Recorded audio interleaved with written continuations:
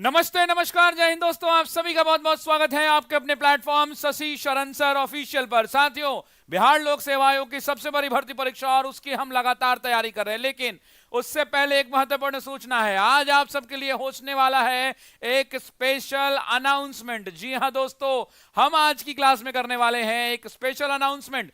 तो बने रहिएगा इस सेशन के अंदर में। आपको मिलने वाला है एक बहुत बड़ा तोहफा हमारी पूरी टीम की तरफ से, यानी शशि शरण सर के साथ साथ द ऑफिसर्स एकेडमी की पूरी टीम की तरफ से। तो आज बहुत कुछ होने वाला है खास। बीच सेशन में बताएंगे आपको कि क्या है वो बात खास, क्या है वो स्पेशल अनाउंसमेंट। लेकिन उससे पहले बच्चे परेशान हो रहे थे कि सर हमारा वो व्हाट्सएप वाला काम नहीं कर रहा है, व्हाट्सएप पे हम कैसे जुड़ें। तो वैसी परिस्थिति के अंदर में कमेंट बॉक्स में ऊपर व्हाट्सएप के कम्युनिटी का लिंक दिया हुआ है, उसको आप ज्वाइन कर लें। और ज्वाइन करने के बाद मैं आपको ये बात याद दिला सकता हूं कि इस क्लास की कल वाली क्लास की भी बोर्ड पीडीएफ बहुत सारे बच्चे मांग रहे थे। कल वाली क्लास की भी बोर्ड पीडीएफ बहुत सारे बच्चे मांग रहे थे। उन बोर्ड पीडीएफ को भी उसी टीम में डाल दिया जाएगा, उसी व्हाट्सएप ग्रुप में डाल दिया जाएगा। साथ ही साथ जितने भी मेरे क्लासेस के नए अपडेट होंगे, साथ ही साथ जो महत्वपूर्ण सूचना होगी जो मुझे देना है वो मैं आपको दे दूंगा। ठीक है, इस बात को आप समझ लीजिएगा। बाकी एक मेरे भाई हैं जो कह रहे हैं, एक मेरे भाई हैं कि कह रहे हैं, महबूब जी हैं, महबूब 786, उनकी बातों से क्लास की पंक्तियों से शुरू करता हूं। वो कह रहे हैं कि बुरे हालात हुए तो क्या हुआ, बुरे हालात हुए तो क्या हुआ, हम भी अपनी जिद पर अड़े हैं, सपने बड़े हुए तो क्या हुआ, हम भी सपनों के पीछे हाथ धोकर पड़े हैं। तो मैं तो कहता हूं कि भाई इनके इस कमेंट को कॉपी करके रख लिया जाए, और जहां भी बच्चों को मोटिवेशन की जरूरत पड़ेगी ये कमेंट में जो है बच्चे आपके बच्चों को, आपके भाइयों को जरूर सुनाऊंगा। चलिए, तो बस यहीं तक हमने बात कर ली थी। अब आगे बढ़ते हैं, आज की क्लास की शुरुआत करते हैं। आज की क्लास की शुरुआत करते हैं बिना देरी किए हुए, बिना रुके। आज कुछ एक बहुत अच्छी घोषणा होने वाली है जो आपके चेहरे पर मुस्कान को बढ़ा देगी। बने रहिएगा सेशन में, बीच बीच में वो घोषणा आपको मिलती रहेगी। फिलहाल के लिए क्लास को शुरू करते हैं। Let's start the class.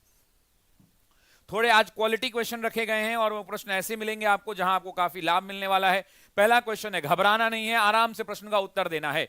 दलित आंदोलन, देखिए इससे संबंधित चाहे वो आप टीआरई 1 के एग्जाम की बात कर लें, चाहे वो टीआरई 2 की बात कर लें या टीआरई 3 की बात कर लें, इन तीनों परीक्षाओं के अंदर में दलित आंदोलन से संबंधित कितने सारे सवाल पूछे गए हैं। तो दलित आंदोलन के संदर्भ में दिए गए कथनों में से कौन सा कथन सत्य है ये आपको बताना है। पहला कथन लेना है कि डॉक्टर बी आर अंबेडकर जिन्होंने 1930 में दलितों को दलित वर्ग संघ में संगठित किया, दलितों के लिए अलग निर्वाचक मंडल की मांग की को लेकर दूसरे गोलमेज सम्मेलन में महात्मा गांधी से भिड़ गए थे। तो आपसे पूछ रहा है कि क्या ये कथन सही है। तो अगर आपने पेड बैच में हमारी क्लासेस करी हैं तो आपको पता होगा साथियों कि ये करेक्ट स्टेटमेंट है या रॉन्ग है।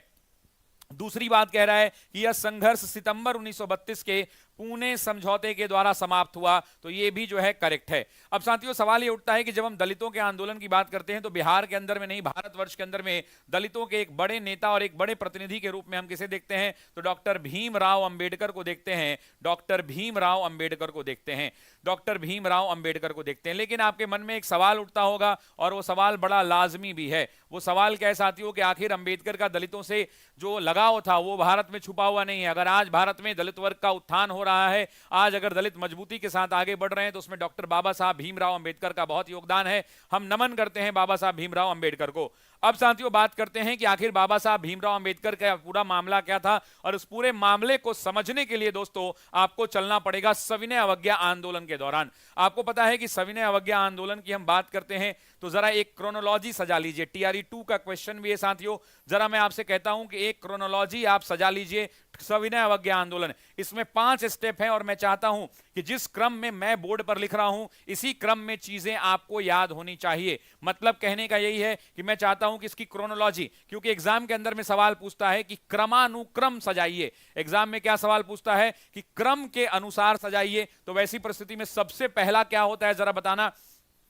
सबसे पहला होता है दांडी मार्च। जरा सभी लोग मेरे दोस्त जो हैं दांडी यात्रा का डेट कमेंट करें। दांडी यात्रा के बाद साथियों क्या होता है, तो आप भी जानते हैं कि गांधी इरविन समझौता। इसी ऑर्डर में आपको याद करना है। सभी लोग कमेंट बॉक्स में लिखते चलिए, गांधी इरविन समझौता होता है। अगर आप मुझे इजाजत दें तो मैं प्लेन पेपर पर एक एक चीज आज पूरा डिटेल में समझा दूं। तीसरा जो है साथियों गांधी इरविन समझौता के बाद क्या होता है, दूसरा जो है गांधी इरविन नहीं, दूसरे नंबर पर अगर हम बात करें तो इसके बाद प्रथम गोलमेज सम्मेलन होता है। क्या होता है, प्रथम गोलमेज सम्मेलन होता है, फर्स्ट राउंड टेबल कॉन्फ्रेंस होता है। ये लाइन से याद रखना है, एग्जाम में सजाने के लिए देता है। तीसरे नंबर पर क्या होता है, वहां से जब फेलियर होता है तो महात्मा गांधी और लॉर्ड इरविन के बीच में एक समझौता होता है। जरा कमेंट करके बताना कि ये किस डेट को हुआ था। सभी लोग कमेंट करके बताइए, एग्जाम का पूछा हुआ सवाल है कि गांधी इरविन समझौता कब हुआ। चौथे नंबर पे जब गांधी इरविन समझौता होता है, यहीं से एग्जाम में कंफ्यूजन बढ़ता है और यहीं से एग्जाम में बच्चे गलती भी करते हैं। उसके बाद होता है द्वितीय गोलमेज सम्मेलन। क्या होता है भाई? द्वितीय गोलमेज सम्मेलन होता है, इस बात को ध्यान रखना है। इस द्वितीय गोलमेज सम्मेलन के बाद मामला यहीं से एग्जाम में गलती होती है और अगला मामला आता है, वो होता है सांप्रदायिक पंचाट। सभी लोग कमेंट करेंगे सांप्रदायिक पंचाट यानी कॉम्युनल अवार्ड। अभी एक्सप्लेन करूंगा बहुत डिटेल में। इसी के बाद साथियों पूना समझौता होता है। इसी के बाद क्या होता है? तो इसी के बाद साथियों पूना समझौता होता है, पूना समझौता। और इसी पुणे समझौते के ठीक बाद, इसी पूना समझौता के ठीक बाद क्या होता है दोस्तों? तो इसी पूना समझौता के ठीक बाद एक और होता है जिसे आप कहते हैं तृतीय गोलमेज सम्मेलन यानी थर्ड राउंड टेबल कॉन्फ्रेंस। अब कितने लोग चाहते हैं कि इसको पूरे डिटेल में बता दिया जाए? तो एक बार मैं रिपीट कर देता हूं पूरे डिटेल के अंदर में। साथियों, जब हम बात करते हैं सविनय अवज्ञा आंदोलन की तो यहां से बहुत सारे सवाल जो है यहां से पूछे जाते हैं, बहुत सारे सवाल जो है पूछे जाते हैं। ऐप की क्लास कल सुबह से शुरू हो जाएगी। कल सुबह 8 बजे मेरी क्लास ऐप पे लगी हुई है, आप बिल्कुल चिंता ना करें। कल सुबह 8 बजे हमारी और आपकी मुलाकात हो रही है ऐप के ऊपर, ठीक है। अब 2-3 बात समझिए। ये जो क्वेश्चन है ये क्वेश्चन फंसता कहां पे है? तो ये फंसता है द्वितीय गोलमेज सम्मेलन में और ये क्वेश्चन फंसता है सांप्रदायिक पंचाट में। और उसके बाद ये क्वेश्चन जो है तीसरा कॉन्सेप्ट है पूना समझौता का। तो सबसे पहले अगर आप मुझे कहें तो मैं सबसे पहले द्वितीय गोलमेज सम्मेलन को एक्सप्लेन करना चाहूंगा, ताकि आप उस द्वितीय गोलमेज सम्मेलन के अंदर में बहुत कुछ सीख पाएं, बहुत कुछ समझ पाएं और डिटेल में हम लोग सविनय अवज्ञा आंदोलन को समझ पाएं। अगर आप मुझे कहें तो मैं अभी मैं ये चाहता हूं कि मैं जो ये अधिवेशन है, इस अधिवेशन के बारे में मैं बस इतना ही चाहता हूं कि मैं डिटेल में आपको साथियों क्या करूं, तो डिटेल में मैं आपको बताना चाहता हूं। तो अगर आप कहें तो मैं द्वितीय गोलमेज सम्मेलन के बारे में डिटेल में यहां डिस्कस कर लेते हैं, फिर हम लोग आगे बढ़ेंगे। देखिए, जब द्वितीय गोलमेज सम्मेलन की बात करते हैं तो उससे पहले आपको जानना चाहिए कि प्रथम गोलमेज सम्मेलन कब हुआ था। तो प्रथम गोलमेज सम्मेलन साथियों आपको याद होगा, डेट केवल बता दीजिए, बस मैं इतना सुनना चाहता हूं। प्लेन शीट पर एक्सप्लेन करता हूं, मैं आपसे सिर्फ इतना जानना चाहता हूं। आप जानते हैं, सिर्फ मुझे डेट पूछना है आपसे, क्योंकि ये एग्जाम का सवाल है। अगर आपसे पूछे कि प्रथम गोलमेज सम्मेलन, फर्स्ट राउंड टेबल कॉन्फ्रेंस कब हुआ था, तो मुझे बताना कि प्रथम गोलमेज सम्मेलन कितने तारीख से कितने तारीख तक चला था। डेट बताइए साथियों। 12 नवंबर 1930। सभी लोग कमेंट करेंगे, 12 नवंबर 1930 से लेकर के कब तक? तो 19 जनवरी तक। बहुत लोग 19 दिसंबर एग्जाम में टिक कर देते हैं, ये डेट याद होना चाहिए। 19 जनवरी 1931 तक हुआ था। इससे ज्यादा हम कुछ यहां पर नहीं जानेंगे। हम बातचीत करेंगे, अपनी फोकस कहां रखेंगे? द्वितीय गोलमेज सम्मेलन के अंदर में, सेकेंड राउंड टेबल कॉन्फ्रेंस के अंदर में। जब ये द्वितीय गोलमेज सम्मेलन होता है तो आपको पता है कि द्वितीय गोलमेज सम्मेलन के अंदर में क्या मामला आता है। तो आपको पता है कि द्वितीय गोलमेज सम्मेलन के अंदर में मामला क्या आता है। फर्स्ट गोलमेज सम्मेलन में आपको याद होगा, मैंने क्लास में पढ़ाया है कि इंडियन नेशनल कांग्रेस की तरफ से कोई भाग नहीं लेता है। उसके बाद साथियों गांधी जी को जेल से छोड़ दिया जाता है और तब जाकर गांधी क्या होते हैं? तो गांधी जेल से रिहा होते हैं। और जब गांधी जेल से रिहा होते हैं तो जेल से रिहा होने के बाद क्या होता है? तो गांधी इरविन समझौता होता है। जेल से रिहा होने के बाद क्या होता है? तो गांधी इरविन समझौता होता है। और जब गांधी इरविन समझौता होता है तो उसी गांधी इरविन समझौते के अंदर में यह तय होता है कि द्वितीय गोलमेज सम्मेलन में यानी सेकेंड राउंड टेबल कॉन्फ्रेंस में कांग्रेस का कोई ना कोई प्रतिनिधि साथ लेगा, भाग लेगा। एग्जाम में यही पूछता है कि द्वितीय गोलमेज सम्मेलन, पहला सवाल, यहां से मैं 10 सवाल बताऊंगा, 10 क्वेश्चन मैं आपको बताऊंगा और वो 10 के 10 सवाल जो है आपके पेपर में छपेंगे। पहला जो क्वेश्चन यहां से पूछा जाता है वो यही पूछा जाता है कि जो दूसरा गोलमेज सम्मेलन था ये कब से कब तक आयोजित हुआ। तो सभी लोग कमेंट करेंगे साथियों 7 सितंबर। सभी लोग कमेंट करिए 7 सितंबर 1931 से लेकर के 1 दिसंबर तक चलाइए, 1 दिसंबर 1931 तक। अब सवाल ये उठता है कि 7 सितंबर से लेकर 1 दिसंबर तक ये कहां चला। तो आप भी जानते हैं कि ये लंदन का जो स्थान था वो हुआ करता था। सभी लोग कमेंट करें सेंट जेम्स पैलेस के अंदर में। सेंट जेम्स पैलेस लंदन में हुआ करता था। इसी सेंट जेम्स पैलेस में लंदन में यह आयोजन किया गया था। उसके अलावा इसकी अध्यक्षता कौन कर रहे थे? तो आप भी जानते हैं रैमजे मैकडोनाल्ड कर रहे थे। और आपसे एग्जाम में पूछता है कि रैमजे मैकडोनाल्ड कौन थे, तो ध्यान रखिएगा रैमजे मैकडोनाल्ड ब्रिटेन के प्रधानमंत्री हुआ करते थे, यानी ये ब्रिटिश पीएम हुआ करते थे। जब इस गोलमेज सम्मेलन की शुरुआत हुई तो इस गोलमेज सम्मेलन में कांग्रेस की तरफ से किसने भाग लिया? आपको पता है कि कांग्रेस में पहला कोई भाग नहीं लिया था। एग्जाम में पूछेगा कि कांग्रेस का प्रतिनिधित्व किसने किया, तो आप सभी लोग कहेंगे महात्मा गांधी ने किया, महात्मा गांधी ने किया। अब यहां से दो सवाल बनते हैं जो दोनों एग्जाम में पूछे जाते हैं। पूछता है कि महात्मा गांधी, एग्जाम का पूछा हुआ सवाल है, एग्जाम का पूछा हुआ सवाल है, बहुत सारे लोग एग्जाम का पूछा हुआ सवाल है कि महात्मा गांधी जब यहां पे गए थे तो महात्मा गांधी के जाने वाले जहाज का नाम क्या था, और जब महात्मा गांधी वापस आए तो वापस आने वाले जहाज का नाम क्या था? मैं चाहता हूं कि आप दोनों का उत्तर दें, आप दोनों का उत्तर दें, आप दोनों का उत्तर दें। तो जाने वाले जहाज का नाम था SS राजपूताना, SS राजपूताना। सभी लोग कमेंट करेंगे, इस जहाज का नाम याद होना चाहिए। एग्जाम में बीपीएससी ने कई बार इस प्रश्न को पूछा है कि कौन सा जहाज था, तो SS राजपूताना। वापस आने के जहाज का नाम साथियों बेसांटियाना हुआ करता था, बेसांटियाना। बेसांटियाना नाम का जहाज था जो इटली का जहाज था, और इसी इटली के जहाज से महात्मा गांधी वापस लौटे थे। और जो आपका ये दलितों से संबंधित प्रश्न है यहीं से निकलकर आएगा। अब एक बात और समझा देता हूं कि यहां पर बहुत सारे लोगों ने भाग लिया था, बहुत सारे लोगों ने भाग लिया था, लेकिन एग्जाम में आपसे पूछेगा कि वो महत्वपूर्ण नेता कौन थे जो उन्होंने भाग लिया। एक महिला नेता का भी नाम पूछेगा।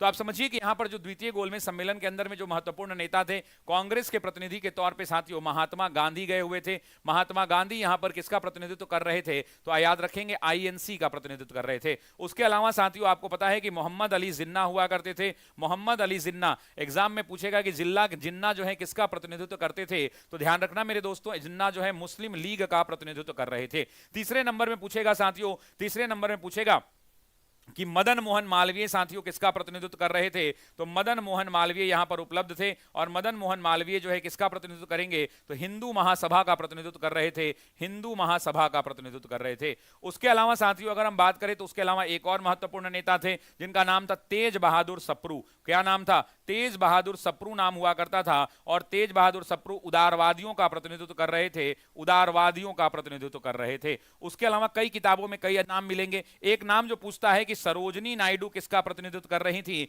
तो सभी लोग कमेंट करेंगे कि सरोजनी नायडू महिला वर्ग का प्रतिनिधित्व कर रही थी, महिलाओं का प्रतिनिधित्व कर रही थी। उसके बाद पूछता है कि डॉक्टर BR अंबेडकर किसका कर रहे थे, डॉक्टर BR अंबेडकर किसका कर रहे थे। एक स्पेशल अनाउंसमेंट होगा आज, मिस मत करिएगा, मिस मत करिएगा। BR अंबेडकर जो है किसका कर रहे थे, तो दलितों का प्रतिनिधित्व कर रहे थे, दलितों का प्रतिनिधित्व कर रहे। KT पॉल किसका कर रहे थे, तो ईसाइयों का प्रतिनिधित्व KT पॉल कर रहे थे। प्यारे लाल नैयर हुआ करते थे, महादेव देसाई हुआ करते थे, बहुत सारे लोग हुआ करते थे। लेकिन एग्जाम में एक सवाल पूछेगा, चैलेंज वाला क्वेश्चन दूं क्या? एक क्वेश्चन दूं जिसमें मैं आपको चैलेंज करूं, एक क्वेश्चन दूं चैलेंज वाला। चलो एक चैलेंजर क्वेश्चन है दोस्तों आपके लिए, एक चैलेंजर क्वेश्चन है। चैलेंजर क्वेश्चन का मतलब यह होता है कि जिस व्यक्ति ने इस क्वेश्चन का आंसर दिया उसका नाम मैं लूंगा। पहला बस इतना ही सवाल है कि जब द्वितीय गोलमेज में गांधी जी भाग लेने गए, तो गांधी जी कहां रुके थे? एग्जाम का पूछा हुआ सवाल है, गांधी जी, अगर आपने घटना चक्र बनाया है तो आप बता देंगे गांधी जी कहां रुके थे, कहां रुके थे। मैं देखना चाहता हूं कि कितने बच्चे इस प्रश्न का सही उत्तर दे रहे हैं। एग्जाम का पूछा हुआ सवाल है कि गांधी जी कहां रुके थे, गांधी जी कहां रुके थे। इस बात का आपको उत्तर देना है कि महात्मा गांधी जो हैं कहां रुके थे। अभी तक उत्तर नहीं आया है मेरे दोस्त, अभी तक उत्तर नहीं आया है। सर राष्ट्रपति से क्वेश्चन आता है वो पढ़ा दीजिए। भाई राष्ट्रपति अगर कहिए तो बता देंगे, कोई दिक्कत नहीं है। राष्ट्रपति का अगर आप कहिएगा, अगर आप राष्ट्रपति कहिएगा तो हम बता देंगे, कोई प्रॉब्लम वाली बात नहीं है। लेकिन बस मैं इतना ही कहना चाहता हूं कि राष्ट्रपति आएगा तो आगे पढ़ लेंगे, है ना। बता देता हूं थोड़ी देर में, पहले इसको क्लियर कर देता हूं फिर राष्ट्रपति। चलो आज राष्ट्रपति के बारे में 20 क्वेश्चन बताऊंगा राष्ट्रपति के बारे में, लेकिन यहां ध्यान दो। अब ये एग्जाम के अंदर पूछेगा कि गांधी जी कहां रुके थे, तो आप क्या उत्तर देंगे बताइए जरा। किंग्सले हॉल में रुके थे। बहुत सही उत्तर आने लगा मेरे दोस्तों का, किंग्सले हॉल। सभी लोग इसको किंग्सले हॉल, सभी लोग क्लियर कमेंट करें। किंग्सले हॉल लंदन के अंदर में महात्मा गांधी रुके थे। महात्मा गांधी कहां रुके थे, तो लंदन के अंदर में रुके थे। खैर ये जब बैठक शुरू हुई तो बैठक शुरू होने के बाद एक विवाद हुआ था। मैंने आपको क्लास में पढ़ाया था कि ये जो बैठक शुरू हुई, इस बैठक शुरू होने के बाद विवाद हुआ, और विवाद मूलतः जो है महात्मा गांधी और उनके साथ दलितों के प्रतिनिधित्व अंबेडकर के रूप में हुआ। क्यों? क्योंकि बाबा साहब अंबेडकर ने यहां पर क्या मांग लिया, यहां पर बाबा साहब अंबेडकर ने दलितों के लिए पृथक निर्वाचन की मांग की। एग्जाम में पूछेगा कि दलितों के लिए पृथक निर्वाचन निर्वाचन की मांग कहां की गई थी? तो यहीं पर दलितों के लिए पृथक निर्वाचन की मांग की गई, पृथक निर्वाचन की मांग की गई। जैसे ही इन्होंने दलितों के लिए पृथक निर्वाचन की मांग की, गांधी जी नाराज हो गए और गांधी जी ने कहा कि ऐसे दलितों का उत्थान नहीं हो सकता है। अगर आप बात बात पे पृथक निर्वाचन मांगेंगे तो वैसी परिस्थिति के अंदर में महात्मा गांधी को उन्होंने कहा कि नहीं हो सकता है, महात्मा गांधी ने कहा। अब इसी बात पर जो है, इसी बात पर दोनों के बीच में विवाद हो गया, और जब विवाद हुआ तो महात्मा गांधी नाराज हो गए, और महात्मा गांधी नाराज होकर 1 दिसंबर को वहां से चले। 1 दिसंबर 1931 को लंदन से चले थे, ध्यान रखिएगा, लंदन से चले। एग्जाम में पूछता है कि महात्मा गांधी भारत कब पहुंचे? सभी बच्चे कमेंट करेंगे 28 दिसंबर। 28 दिसंबर 1931 को महात्मा गांधी कहां पहुंचे? तो बॉम्बे पहुंचे साथियों। और बॉम्बे के जब तट पे पहुंचे, बॉम्बे के तट पे पहुंचे, तो यहां से एग्जाम में एक स्टेटमेंट वाला क्वेश्चन आता है। महात्मा गांधी जब यहां पहुंचे तो लाखों लोग महात्मा गांधी का इंतजार कर रहे थे, लाखों लोग महात्मा गांधी का इंतजार कर रहे थे। तो मैंने आपको क्लास में पढ़ाया है, महात्मा गांधी ने यहां पे क्या कहा? महात्मा गांधी ने कहा, मैं लिख दूं क्या? महात्मा गांधी ने क्या कहा? महात्मा गांधी ने कहा कि मैं भारत खाली हाथ तो जरूर लौटा हूं। एग्जाम में पूछता है, मैं भारत खाली हाथ तो जरूर लौटा हूं, खाली हाथ तो जरूर लौटा हूं, लेकिन मैंने भारत की इज्जत का, लेकिन मैंने भारत की इज्जत का बट्टा लगने नहीं दिया, लेकिन मैंने भारत की इज्जत का बट्टा लगने नहीं दिया। एग्जाम में पूछेगा, जरा आप लोग भी बताइए, एग्जाम में अगर पूछेगा कि यह कथन किसका है, तो आंसर क्या होगा? यह कथन महात्मा गांधी का है। अच्छा, एक और बात समझना जरा पे कि व्हाट्सएप का जो लिंक है, मेरा अपना पर्सनल व्हाट्सएप है, वो उसका लिंक कमेंट बॉक्स में पिन कर दिया गया है। जिनको भी मेरी इस क्लास का नोट्स चाहिए, मेरी इस क्लास का बोर्ड पीडीएफ चाहिए, या वो बच्चे मेरे द्वारा दिए गए फ्री कंटेंट को लेना चाहते हैं, तो इस व्हाट्सएप का ऊपर में लिंक पिन किया हुआ है, उस पर क्लिक होकर जल्दी ज्वाइन हो जाइएगा, क्योंकि फुल हो जाएगा तो फिर हम लोग दूसरा व्यवस्था करेंगे, लेकिन तत्काल आप कोशिश कीजिए कि फुल नहीं हो, ठीक है।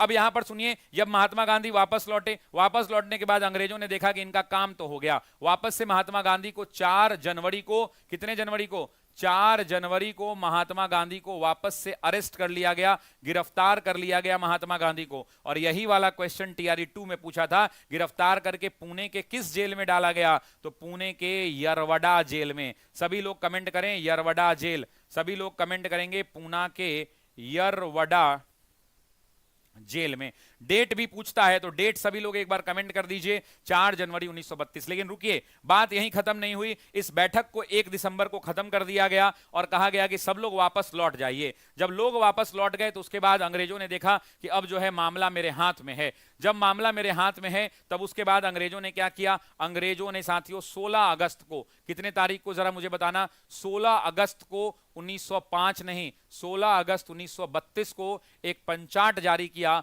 जिसका नाम था सांप्रदायिक पंचाट। क्या नाम था? सांप्रदायिक पंचाट। लेकिन मैं यहां पर एक और बात, चैलेंजर क्वेश्चन देता हूं, एक और चैलेंजर क्वेश्चन देना चाहता हूं। एक स्टेटमेंट है, एक कथन है, आपसे एग्जाम में पूछता है कि यह किसने कहा था कि महात्मा गांधी क्षणिक भूत की भांति धूल उड़ाते हैं लेकिन उनमें कोई स्तर नहीं है। एग्जाम में एक सवाल पूछेगा, क्या कह रहा है भाई? एग्जाम में एक सवाल पूछेगा, 4 जून अरेस्ट, वेरी गुड। एग्जाम में एक स्टेटमेंट पूछेगा, आप कहेंगे शशि सर आप तो यार इतना कथन कहां से लाते हो, मैं आपके लिए दिन भर मेहनत कर रहा हूं, आप चिंता मत करो। एक पूछेगा कि यह कथन किसका है। एग्जाम में आजकल बीपीएससी का ये ट्रेंड हो गया है स्टेटमेंट पूछने का। आपसे वो कथन क्या पूछेगा कि महात्मा गांधी क्षणिक भूत की भांति, महात्मा गांधी आपसे एग्जाम में पूछेगा कि महात्मा गांधी क्षणिक भूत की भांति, छ कैसे लिखाएगा? क्षणिक, ऐसे क्षणिक, मेरी हिंदी थोड़ी कमजोर है भाई, ठीक है ना, मैं लिख देता हूं, महात्मा गांधी क्षणिक भूत की भांति। अगर गलत लिखा है तो बता दो, मैं सही कर दूंगा, है ना। मैंने ये क्षणिक लिखा है, अगर गलत लिखा है तो बता दो। क्षणिक भूत की भांति धूल उड़ाते हैं, क्षणिक भूत की भांति धूल उड़ाते हैं, धूल उड़ाते हैं, लेकिन कोई अस्तर नहीं है, लेकिन कोई अस्तर नहीं है। ये स्टेटमेंट जो है स्तर नहीं है। ये स्टेटमेंट किसका है? एग्जाम में अगर पूछ दे तो कहना हम शशि सरन के बच्चे हैं, शशि सरन सर के स्टूडेंट हैं। ये जो है अंबेडकर ने कहा था, अंबेडकर ने अंबेडकर ने किसके बारे में कहा था? तो अंबेडकर ने महात्मा गांधी के बारे में कहा था। मतलब वो गांधी जी से नाराज थे। और जानते हैं ये टिप्पणी ठीक 2 दिन पहले यानी 14 अगस्त, सभी लोग डेट कमेंट करिए, 14 अगस्त 1932 को बाबा साहब भीमराव अंबेडकर ने ये बात दिया था। अब जैसे ही ये बात दी गई साथियों, जैसे ही ये बात दी गई साथियों, उसके बाद मामला ही बदल गया। इसका बस रिजल्ट इतना ही आया साथियों कि महात्मा गांधी ने घोषणा की थी। यहां पर महात्मा गांधी जब यहां से लौट के आए, टीआरई 2 का क्वेश्चन है, एकदम याद आ गया मुझे। 3 जनवरी को महात्मा गांधी ने 3 जनवरी 1932 को इन्होंने घोषणा की कि मैं द्वितीय सविनय अवज्ञा, यही आया था ना, याद है ना, यही क्वेश्चन आया था। तो बच्चे कहे कि दोबारा सविनय अवज्ञा कहां आया? यहीं पर आया जब गांधी नाराज होकर आए तो द्वितीय सविनय अवज्ञा आंदोलन की शुरुआत करेंगे। महात्मा गांधी ने कहा कि द्वितीय सविनय अवज्ञा आंदोलन की हम क्या करेंगे? 3 जनवरी को इन्होंने कहा कि शुरुआत करेंगे। अगले ही दिन अंग्रेजों ने इन्हें उठा के जेल में डाल दिया। 4 तारीख को क्या कर दिया? इन्हें जेल में डाल दिया। अब उसके बाद क्या हुआ? जब इसके बाद यहां 14 अगस्त की बात आई, 16 अगस्त को अंग्रेजों का एक आदेश आया। क्या आया भाई? 16 अगस्त 1932 को अंग्रेजों का एक आदेश आया। और उस आदेश को किस नाम से जाना गया? तो उस आदेश को कहा गया कॉम्युनल अवार्ड। क्या कहा गया? कॉम्युनल अवार्ड कहा गया दोस्तों, कॉम्युनल अवार्ड। उसी को हिंदी में क्या कहा गया? सांप्रदायिक पंचाट कहा गया। सांप्रदायिक पंचाट कहा गया। इस बात को ध्यान रखिएगा। इसके अंदर में क्या व्यवस्था की? तो इसका जो कथन था, इसके अंदर में व्यवस्था की गई, अंग्रेजों ने दलितों के लिए पृथक निर्वाचन की घोषणा की। दलितों के लिए क्या किया? पृथक निर्वाचन की। अंग्रेजों ने दलितों के लिए पृथक निर्वाचन की घोषणा की। अब जैसे ही ये घोषणा हुई, भारत के अंदर में दलित वर्ग में खुशी का माहौल आ गया कि अब दलितों का पृथक निर्वाचन मिलने वाला है। लेकिन यहां पर एक और घटना घटी। और इसी समय साथियों 16 अगस्त को महात्मा गांधी कहां हैं? तो महात्मा गांधी पुणे के यरवड़ा जेल में हैं। महात्मा गांधी कहां पे हैं? तो महात्मा गांधी पुणे के यरवड़ा जेल में हैं। यहां से 4 सवाल पूछे जाएंगे दोस्तों, ध्यान रखिएगा, 4 सवाल पूछे जाएंगे। 16 अगस्त को यह घोषणा हुई और महात्मा गांधी को यह खबर कब मिली? तो महात्मा गांधी को यह खबर मिली 20 अगस्त को। कितने तारीख को जरा बताना? 20 अगस्त को महात्मा गांधी को खबर मिली। और जब 20 अगस्त को महात्मा गांधी को खबर मिली, यहां से 4 डेट लिखूंगा, चारों डेट याद होना चाहिए सभी लोगों को। ये आपसे एग्जाम में पूछेगा कि सांप्रदायिक पंचाट कब? तो 16 अगस्त। ठीक है। अगला 20 अगस्त को महात्मा गांधी को यह खबर मिली। महात्मा गांधी को यह खबर मिली। किसको खबर मिली? एमजी में लिख देता हूं, एमजी मतलब महात्मा गांधी। ठीक है ना, एमजी को खबर मिली। और जब एमजी को साथियों महात्मा गांधी को खबर मिली तो इसके बाद महात्मा गांधी ने 20 तारीख को क्या किया? 20 अगस्त को यह घोषणा की। और 20 अगस्त को महात्मा गांधी ने घोषणा किया कि अगर 30 दिनों के भीतर, क्या घोषणा किया? कि 30 दिनों के भीतर अगर 30 दिनों के भीतर दलितों का पृथक निर्वाचन वापस नहीं हुआ, दलितों का पृथक निर्वाचन वापस नहीं हुआ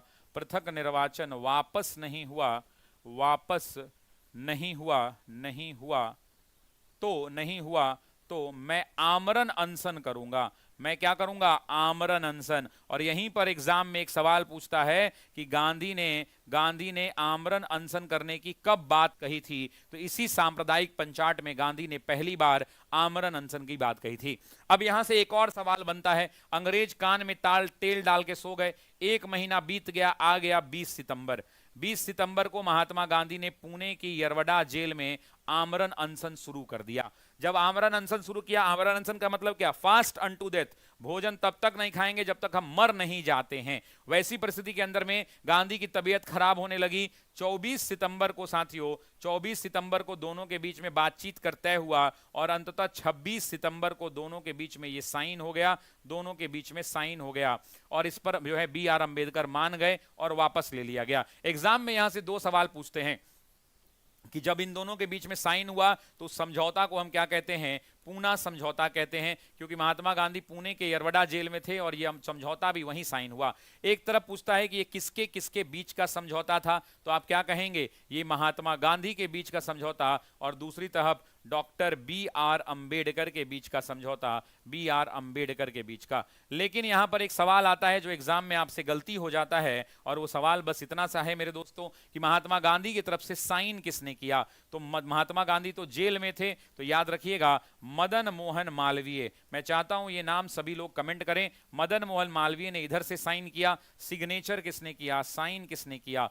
और दूसरी तरफ से साइन किया साथियों, दूसरी तरफ से खुद डॉक्टर अंबेडकर ने साइन किया, डॉक्टर अंबेडकर ने साइन किया। और तब जाकर साथियों इन दोनों के बीच में ये समझौता हुआ, और इस समझौते का नाम क्या पड़ा? पूना समझौता पड़ा। और इसी पूना समझौता के तहत क्या हुआ? तो इसी पूना समझौता के तहत इसको वापस ले लिया गया। किसको वापस ले लिया गया? तो दलित जातियों के अंदर में, दलित वर्गों के लिए जो पृथक निर्वाचन की व्यवस्था की गई थी वो।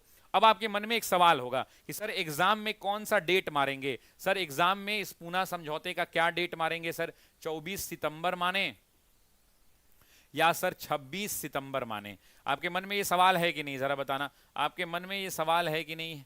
तो देखो भाई, बिहार का जब एग्जाम दोगे तो बिहार के अंदर में बीपीएससी ने टीआरई 3 में ये क्वेश्चन पूछा था और इस पर विवाद भी हुआ था, लेकिन अंततः इसको आंसर क्या मारा इन लोगों ने? तो आंसर 24 सितंबर माना। तो जब भी आप बिहार का एग्जाम दो तो आप आंसर क्या दोगे? ये दोगे। एक और बात समझ के आती है कि मदन मोहन मालवीय के सहयोगी के रूप में यहां पे कौन थे? तो याद रखना, अगर ऑप्शन में सी राजगोपालाचारी मिल जाए कहीं, सी राजगोपालाचारी, तो इन दोनों का भी आप नाम ले सकते हो, लेकिन मेन सिग्नेटरी जो थे वो मदन मोहन मालवीय ही हुआ करते थे, मदन मोहन मालवीय हुआ करते थे। एग्जाम में पूछेगा, जानते हैं क्या सवाल? एग्जाम में कहेगा कि निम्न में से किसने इस पर समझौते पर हस्ताक्षर नहीं किया था? एग्जाम में क्या पूछेगा कि निम्न में से किसने पूना समझौते पर हस्ताक्षर नहीं किया था? पहला ऑप्शन मदन मोहन मालवीय। पहला ऑप्शन बताओ, ए ऑप्शन देगा मदन मोहन मालवीय, मदन मोहन मालवीय। बी ऑप्शन देगा सी राजगोपालाचारी, सी राजगोपालाचारी। सी ऑप्शन देगा डॉक्टर अंबेडकर, डॉक्टर अंबेडकर। और डी ऑप्शन देगा महात्मा गांधी। बताओ तो क्या होगा? मैंने सवाल पूछा कि पूना समझौते पर किसने हस्ताक्षर नहीं किया, जरा बताओ तो एबीसीडी करके मैं देखूं कितना आप समझ पाए हो। पूना समझौता पर किसने हस्ताक्षर नहीं किया? किसने साइन, लिख देता हूं यहां पे, साइन नहीं किया। जरा बताना मुझे एक बार, किसने साइन नहीं किया? जरा एक बार कमेंट करके बताओ। सर मेरा सीटेट दिसंबर 22 में निकला है और डीएलएड 22 से 24 है, तो फर्ज भर सकते हैं? हाँ भाई भर सकते हैं, क्यों नहीं भर सकते। सर राष्ट्रपति से क्वेश्चन आता है वो भी पढ़ा दीजिएगा। बता देंगे, कोई बात नहीं। पॉलिटी और हिस्ट्री कहाँ चला गया? ऊपर चला गया वो कमेंट। खैर कोई बात नहीं, राष्ट्रपति से 10 सवाल बता देंगे। लेकिन रुको, ये तो बात इतना हो गई। तो पूना समझौता ये साइन हो गया। अब पूना समझौता में मिला क्या? तो पूना समझौता, इसका आंसर तो सभी लोगों ने कर दिया, आंसर हो जाएगा डी विकल्प। लेकिन पूना समझौता का आउटकम क्या था? पूना समझौता का आउटकम क्या था, इस बात को ध्यान दीजिएगा। तो पूना समझौता का आउटकम नंबर 1 अगर मैं पूछूं, सबसे पहला आउटकम क्या हुआ कि पृथक निर्वाचन जो दलितों का था वो समाप्त हो गया। जो दलितों का पृथक निर्वाचन था वो क्या हो गया? समाप्त हो गया। दलितों का पृथक निर्वाचन जो है क्या हो गया? समाप्त हो गया। लेकिन दूसरा, इनकी जो दलितों की सीट थी वो 71 थी, उसको बढ़ा के 71 से बढ़ा के कितना किया गया? एग्जाम का सुपरहिट क्वेश्चन, क्लास में भी पढ़ाया है, 147। सभी लोग, एक एक बच्चा कमेंट करे 147, क्योंकि एग्जाम का मोस्ट फेवरेट क्वेश्चन है कि 71 सीटों से बढ़ाकर कितनी सीटें कर दी गई? तो 147 दलितों के लिए आरक्षित सीटें कर दी गई, आरक्षित। आप समझ सकते हैं कि कितनी बड़ी बात है। This is one of the biggest thing. Yes और नो? यस। उसके बाद यहां पर दलितों के लिए भारत के अंदर में 2-3 चीजों का एस्टैब्लिशमेंट हुआ। पहला एस्टैब्लिशमेंट, एग्जाम का बहुत फेवरेट क्वेश्चन, हरिजन सेवक संघ। पहला क्या बना भाई? हरिजन सेवक संघ बना। दूसरा, ये छोड़ दो, ये तो सब जानते हैं, महात्मा गांधी, अखिल भारतीय अछूत संगठन। यही वाला आया था ना क्वेश्चन, यही क्वेश्चन आया था ना जी, अखिल भारतीय अछूत संगठन। और डेट पूछा था, याद है? इसी का तो डेट पूछा था परीक्षा के अंदर में। अखिल भारतीय अछूत संगठन 30 सितंबर को इसी का नाम बदलकर हरिजन सेवक संघ कर दिया गया था। यही एग्जाम में पूछा था। इसी का नाम बदलकर, इसी का नाम बदलकर क्या कर दिया गया था? नाम बदलकर हरिजन सेवक संघ। और यही डेट पूछेगा तो ध्यान रखिएगा, वो डेट सभी लोगों को याद होना चाहिए, 30 सितंबर 1932। 30 सितंबर 1932। अब ये एक सवाल ही नहीं बनता है, हरिजन सेवक संघ की स्थापना कौन करेगा भाई? इसकी स्थापना कौन करेगा? तो इसकी स्थापना महात्मा गांधी करेंगे। इसकी स्थापना कौन करेगा? तो इसकी भी स्थापना महात्मा गांधी ही करेंगे। हालांकि दोनों के अध्यक्ष और सचिव अलग अलग लोग रहेंगे, है ना, दोनों के संस्थापक अलग अलग रहेंगे, ये भी बात ध्यान रखना है। इसके जो अध्यक्ष हैं वो GD बिरला, आपको याद होगा क्लास में लिखवाया है, घनश्याम दास बिरला होंगे, है ना। खैर ये तो बात हो गई। अब मैं ना आपको 4 बातें करवाना चाहता हूं, 4 बातें। All India schedule caste federation, exam का पूछा हुआ सवाल है, अगर पूछ देगा तो गलती नहीं करना है। आप शशि सर के विद्यार्थी हैं और हिस्ट्री में गलती हो ही नहीं। अच्छा, तो पहली घोषणा कर दी जाए क्या? पहली घोषणा यह है कि अगले 1 से 2 दिनों के अंदर में आपको इस चैनल पे पूरा बिहार स्पेशल फ्री में मिलेगा। Bihar history, Bihar geography, Bihar polity, Bihar current और बिहार इकोनॉमिक्स। तो एक बार जोरदार दिल और तालियां बजनी चाहिए और वीडियो ये शेयर हो जाना चाहिए। वीडियो को लाइक बटन दबा देना है। इसी चैनल पे Bihar history, Bihar geography, Bihar polity, Bihar current और बिहार इकोनॉमी, 5 चीजें इस चैनल पर फ्री में पढ़ाई जाएंगी। कैसा लगा ये?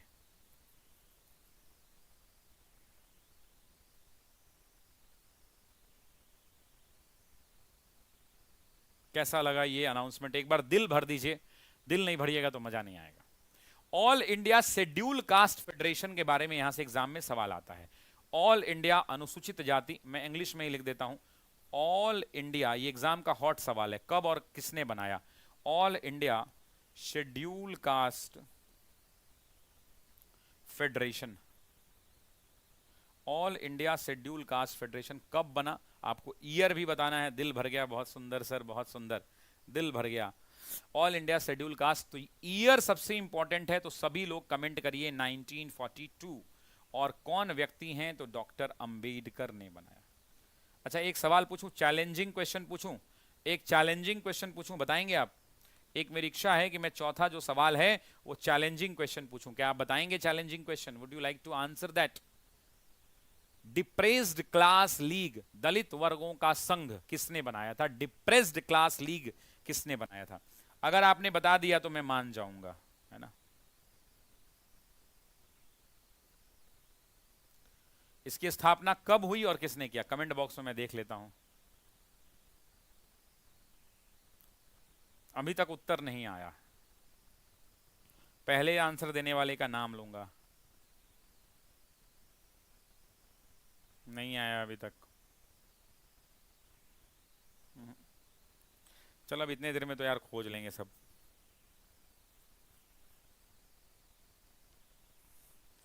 खोज लेगा, किसी का नहीं आया है ना। गलत है, गलत है। BR Ambedkar is incorrect answer.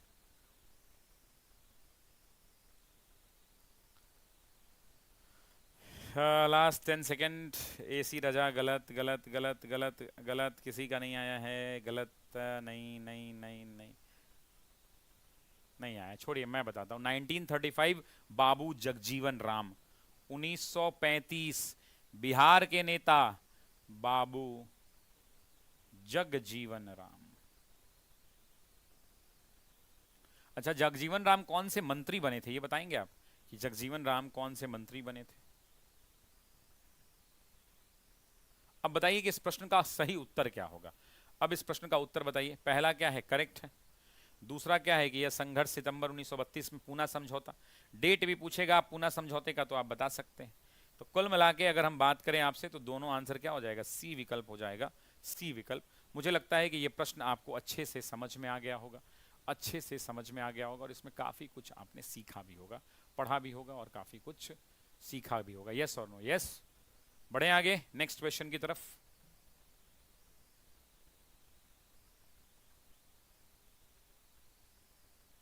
अगला क्वेश्चन, अगला क्वेश्चन जो है कांग्रेस के अधिवेशन पे, लेकिन मेरा मन इस पे नहीं है। मेरा मन है इस क्वेश्चन को पहले कराता हूं, ठीक है? मेरा मन है कि मैं इस क्वेश्चन को पहले कराऊंगा। भैया, संथालों के बारे में यह सवाल है और संथालों के बारे में निम्नलिखित कथनों पर विचार करें। पहला कि संथालों की सघनता के क्षेत्र को दामिने कोह कहा जाता था। संथालों ने ब्रिटिश अधिकारियों जमींदारों और साहूकारों के खिलाफ विद्रोह किया और उनका शोषण कर रहे थे, जो उनका शोषण कर रहे थे। तीसरा, सिद्धो और कानो संथाल विद्रोहों का नेतृत्व कर रहे थे। अब आप ही बताइए कि क्या दोनों सही हैं, क्या तीनों सही हैं? आप ही को बताना है।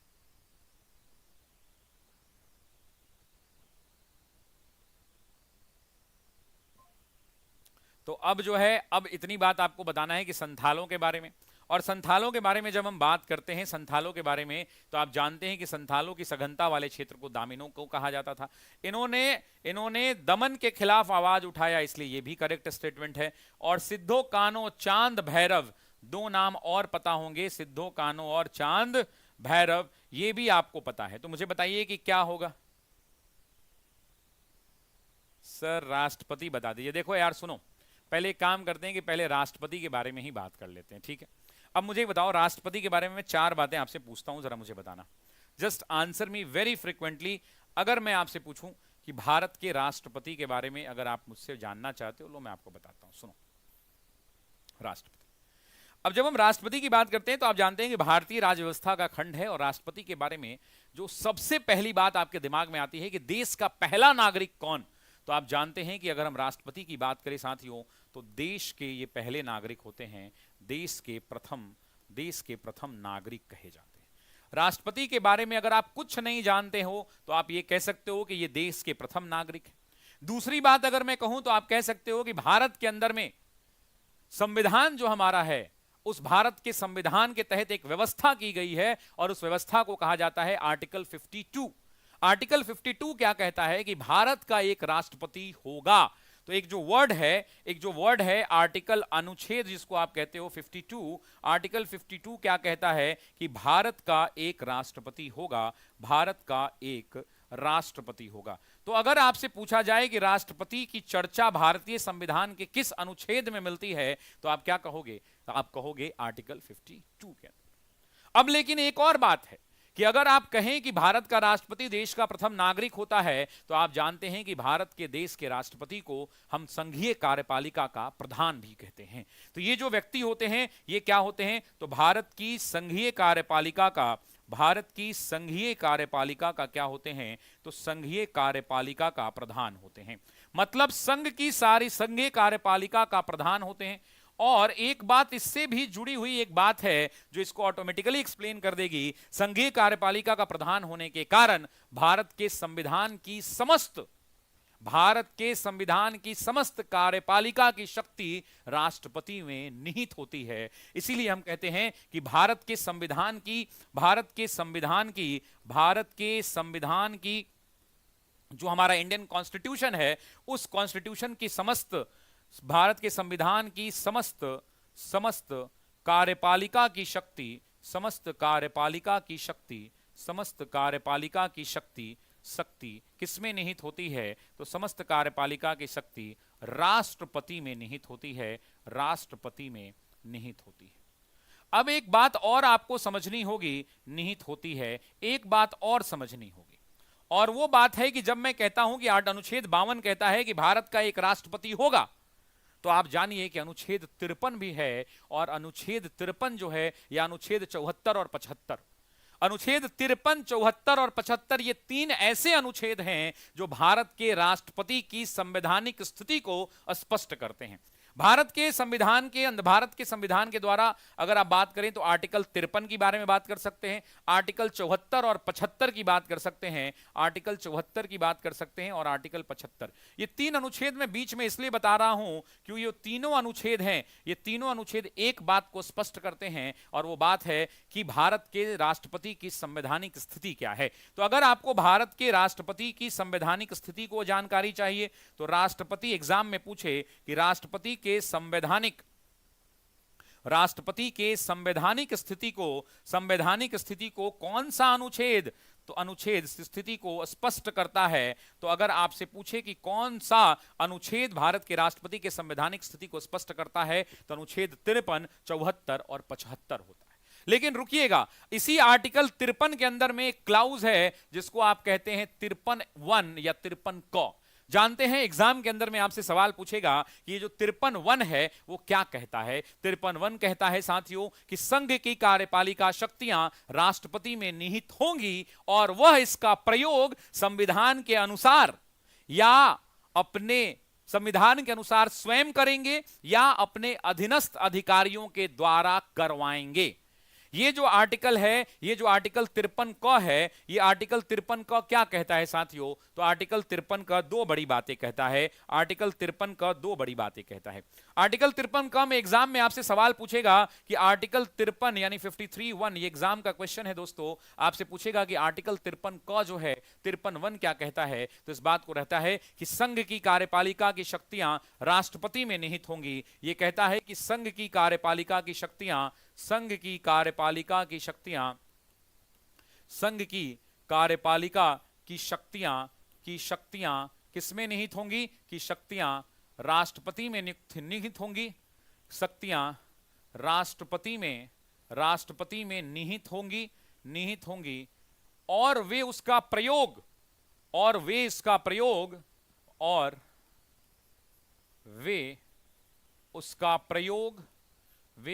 प्रयोग संविधान के अनुसार वे इसका प्रयोग या तो स्वयं करेंगे, वे इसका प्रयोग संविधान के अनुसार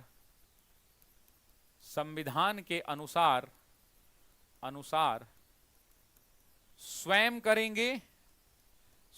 करेंगे या अपने अधीनस्थों द्वारा करवाएंगे या अपने सबऑर्डिनेट द्वारा अधीनस्थों द्वारा कराएंगे। तो ये कहां पे मिलता है? 53(1) के अंदर में मिलता है। अब आप एक बात और जानते हैं कि जो हमारे देश का संवैधानिक प्रधान कौन होता है? तो ये राष्ट्रपति होते हैं। अगर हम बात करें तो राष्ट्रपति को हम इससे क्या कहते हैं? तो ये हमारे देश के साथियों संवैधानिक प्रधान होते हैं। अगर एग्जाम में पूछे कि हमारे देश का संवैधानिक प्रधान कौन, तो आप जानते हैं कि हम संवैधानिक प्रधान किसको कहते हैं? राष्ट्रपति को कहते हैं। आप ये भी जानते हैं कि राष्ट्रपति हमारे यहां तीनों सेनाओं का प्रमुख होता है साथियों, तीनों सेनाओं का प्रमुख होता है। लेकिन अब दो तीन बड़ी बातें हैं जो आपको मैं और बताना चाहता हूं और यहीं से वो बातें क्लियर होंगी। पहली बात, जब आर्टिकल 53 आपने देखा तो 53(1) के बारे में मैंने बताया। अब अगली बात होगी साथियों किसके बारे में? तो 54 के बारे में। लेकिन आपसे पूछेगा कि कार्यकारी प्रधान कौन होता है? तो ये नहीं होते। राष्ट्र के प्रमुख तो होते हैं लेकिन कार्यकारी प्रमुख नहीं होते हैं। इस बात को ध्यान रखना है। ये राष्ट्र के प्रमुख तो होते हैं लेकिन कार्यकारी नहीं होते हैं। ये प्रमुख तो होते हैं प्रमुख होते हैं लेकिन कार्यकारी नहीं होते हैं। इस बात को भी ध्यान रखिएगा, लेकिन कार्यकारी नहीं होते। और अगर राष्ट्रपति से संबंधित बात करूं तो 53 के बाद अनुच्छेद 54 आता है, आर्टिकल 54 आता है। आर्टिकल 54 किसकी बात करता है? तो राष्ट्रपति के चुनाव संबंधित राष्ट्रपति का जो निर्वाचक मंडल है, उसी निर्वाचक मंडल में कौन कौन से लोग शामिल होंगे, कौन कौन से सदस्य शामिल होंगे, उसकी बात कहां होती है? तो उसकी बात होती है साथियों अनुच्छेद 54 के अंदर में, आर्टिकल 54 के बारे में। आर्टिकल 54 क्या कहता है? तो अनुच्छेद 54 ये बताता है कि जो राष्ट्रपति का निर्वाचक मंडल होगा उसमें कौन कौन से सदस्य शामिल होंगे। ये बताता है साथियों कि जो राष्ट्रपति हैं उस राष्ट्रपति के निर्वाचक मंडल में कौन कौन से सदस्य जो हैं शामिल होंगे। क्योंकि आप जानते हैं कि भारत के अंदर में जो व्यवस्था है, संसदीय परंपरा के अनुसार जो राष्ट्रपति हैं उनका चुनाव जो है प्रत्यक्ष नहीं होता है। आप भी जानते हैं कि इनका चुनाव अप्रत्यक्ष रूप से होता है और अप्रत्यक्ष रूप के अलावा सिंगल ट्रांसफरेबल वोट के द्वारा होता है, यानी एकल मतदान प्रक्रिया के द्वारा होता है। जिसे इसका हिंदी मुझे एग्जैक्टली अभी याद नहीं है, उसको हम लोग सिंगल ट्रांसफरेबल वोट कहते हैं। अंग्रेजी में उसको क्या कहते हैं? Single transferable vote. मतलब आप आम आदमी वोट नहीं देता है, आपके चुने हुए लोग जो हैं क्या करते हैं? वोट देते हैं। लेकिन उसमें भी सिस्टम है, चुने हुए लोगों में सारे लोग नहीं देते, सारे लोग नहीं होते। कौन लोग नहीं देते हैं? जो निर्वाचित नहीं हैं, नामित हैं, वो लोग वोट नहीं देते। कहने का मतलब है कि कौन कौन देता है। तो सबसे पहला हमारे संसद के दोनों सदनों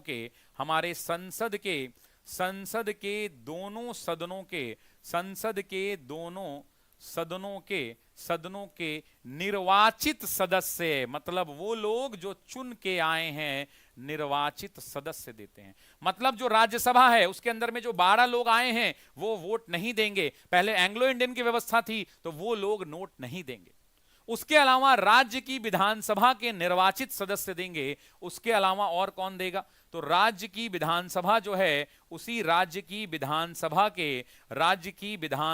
के साथियों, राज्य की विधानसभा के निर्वाचित सदस्य देंगे। ध्यान रखेंगे, यहां भी नामित नहीं देंगे, यहां भी निर्वाचित सदस्य देंगे। अब यहां पर बात आएगी गोवा की, यहां पर बात आएगी पुडुचेरी की, उनकी भी बातचीत कर लेते हैं। उसके अलावा जो हमारे नेशनल कैपिटल टेरिटरी है, जिसे आप दिल्ली कहते हैं, राष्ट्रीय राजधानी क्षेत्र दिल्ली, तो ध्यान रखेंगे एनसीटी दिल्ली जिसको कहते हैं, national capital territory, NCT Delhi के लोग देंगे।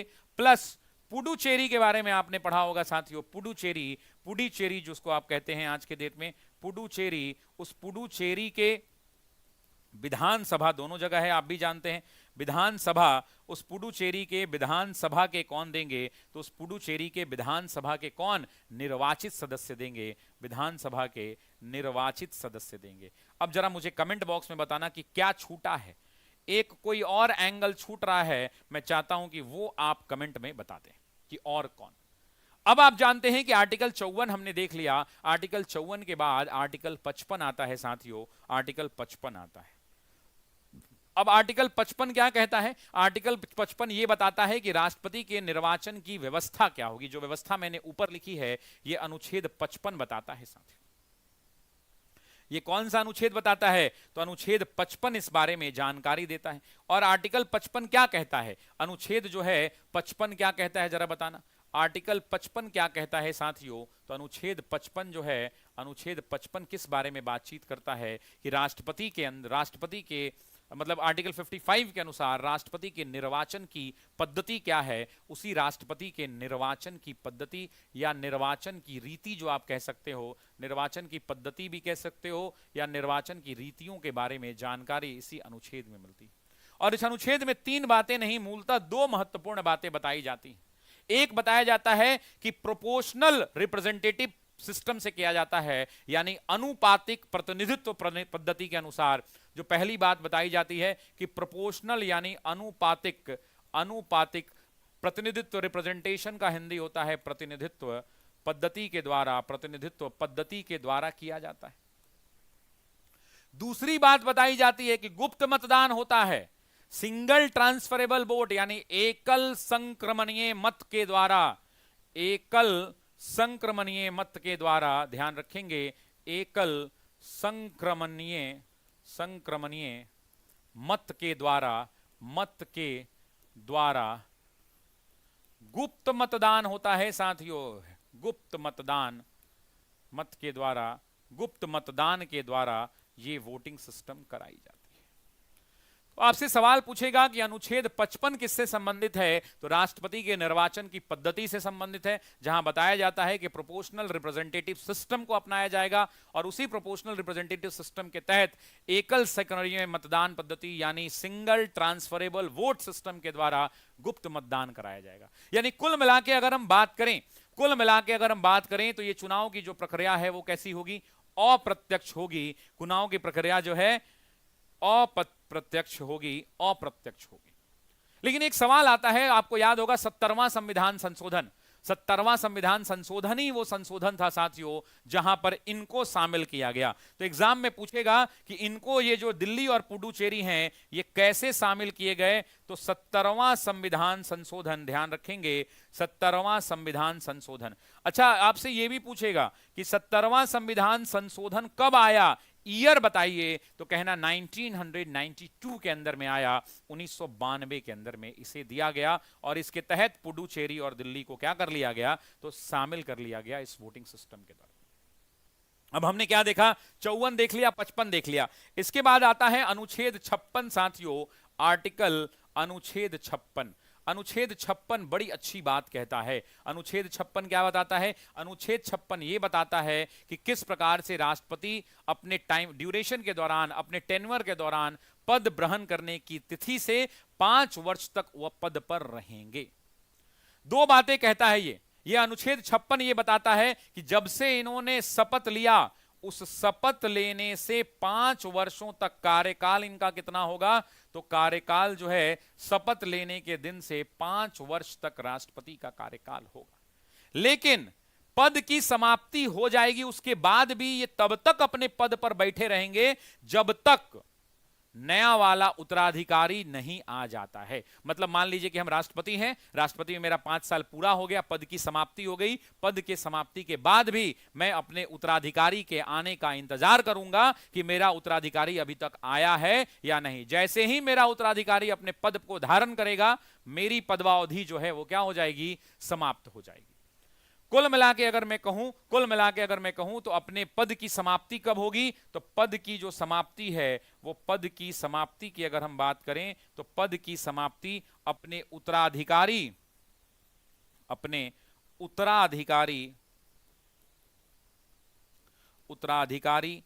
के पद पर, उत्तराधिकारी जो है उसके आने तक, अपने उत्तराधिकारी के आने तक पद पर बने रहेंगे।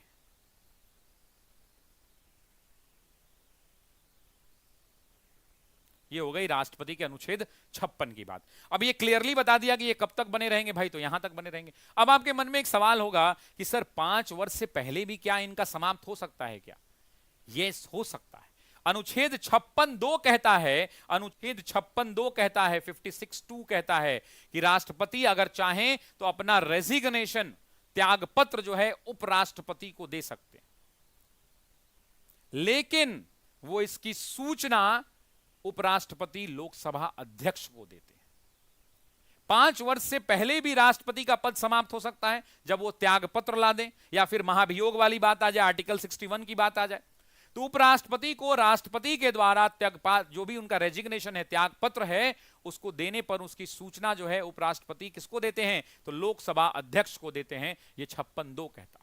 तो ये त्यागपत्र वाली बात हो गई, 56(2) में त्यागपत्र वाली बात हो गई। और जैसे ही इन्होंने त्यागपत्र दिया तो ये अपना त्यागपत्र किसको देंगे? तो उपराष्ट्रपति को देंगे। और उपराष्ट्रपति इसकी सूचना किसको देंगे? तो उपराष्ट्रपति इसकी सूचना जो है लोकसभा के स्पीकर को देंगे, लोकसभा के अध्यक्ष को देंगे। एक और तरीका है इनके पद से पहले उतर जाने का, दूसरा है इंपीचमेंट वाला प्रोसेस, जिसको आप क्या कहते हैं? महाभियोग कहते हैं। वो अनुच्छेद 61 के अंदर में है, आर्टिकल 61 के अंदर में है, जिसे आप क्या कहते हैं? महाभियोग कहते हैं। यही दो चीजें हैं जिससे राष्ट्रपति अपने पद से क्या होते हैं? तो पद से पदोन्नत होते हैं या पद से बाहर निकाले जाते हैं। लेकिन जो अनुच्छेद हम 56 की बात कर रहे थे, इस अनुच्छेद 56 के बाद एक आर्टिकल आता है जिसको आप आर्टिकल 57 कहते हैं, अनुच्छेद 57 कहते हैं। अनुच्छेद 57 क्या कहता है मेरे दोस्तों? आर्टिकल 57 क्या कहता है? बहुत छोटी सी बात कहता है, इतने छोटे से जगह में भी मैं लिख दूंगा अनुच्छेद 57 क्या कहता है। आपको याद नहीं है तो मैं बता दूं कि अनुच्छेद 57 ये कहता है कि कोई भी व्यक्ति भारत के राष्ट्रपति जो एक बार बनता है, ये कोई जरूरी नहीं है कि एक बार बने, वो एक व्यक्ति जो भारत का नागरिक है वो एक से ज्यादा बार भी राष्ट्रपति पद पर अपने आप को पुनर्निर्वाचित हो सकता है। मतलब कोई भी व्यक्ति एक बार से अधिक, जरूरी नहीं है कि एक बार ही वो बने, एक से अधिक बार, अनुच्छेद 57 कहता है कि एक से अधिक बार वह राष्ट्रपति के पद पर पुनः निर्वाचित हो सकता है।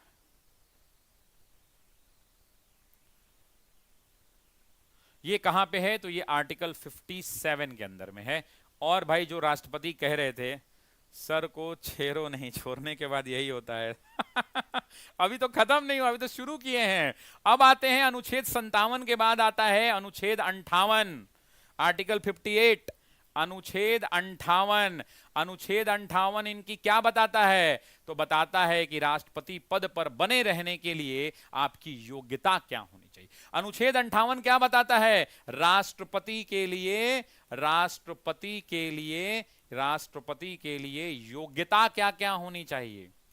अब मैं चाहता तो मैं आपको दूसरे तरीके से भी पढ़ा सकता था कि पहले बता दूं कि राष्ट्रपति कौन बन सकता है, लेकिन मैंने जानबूझ के अनुच्छेद के अनुसार बताया, इसलिए ताकि आपको ये चीजें याद हों। मैं दूसरे तरह से भी इसको बता सकता था। तो सबसे पहला क्या है भाई कि भारत का नागरिक हो, भारत का नागरिक हो, और क्लियर आवाज में सुन लीजिए, जन्म भारत में हुआ, जन्म क्या होना चाहिए, भारत में हुआ।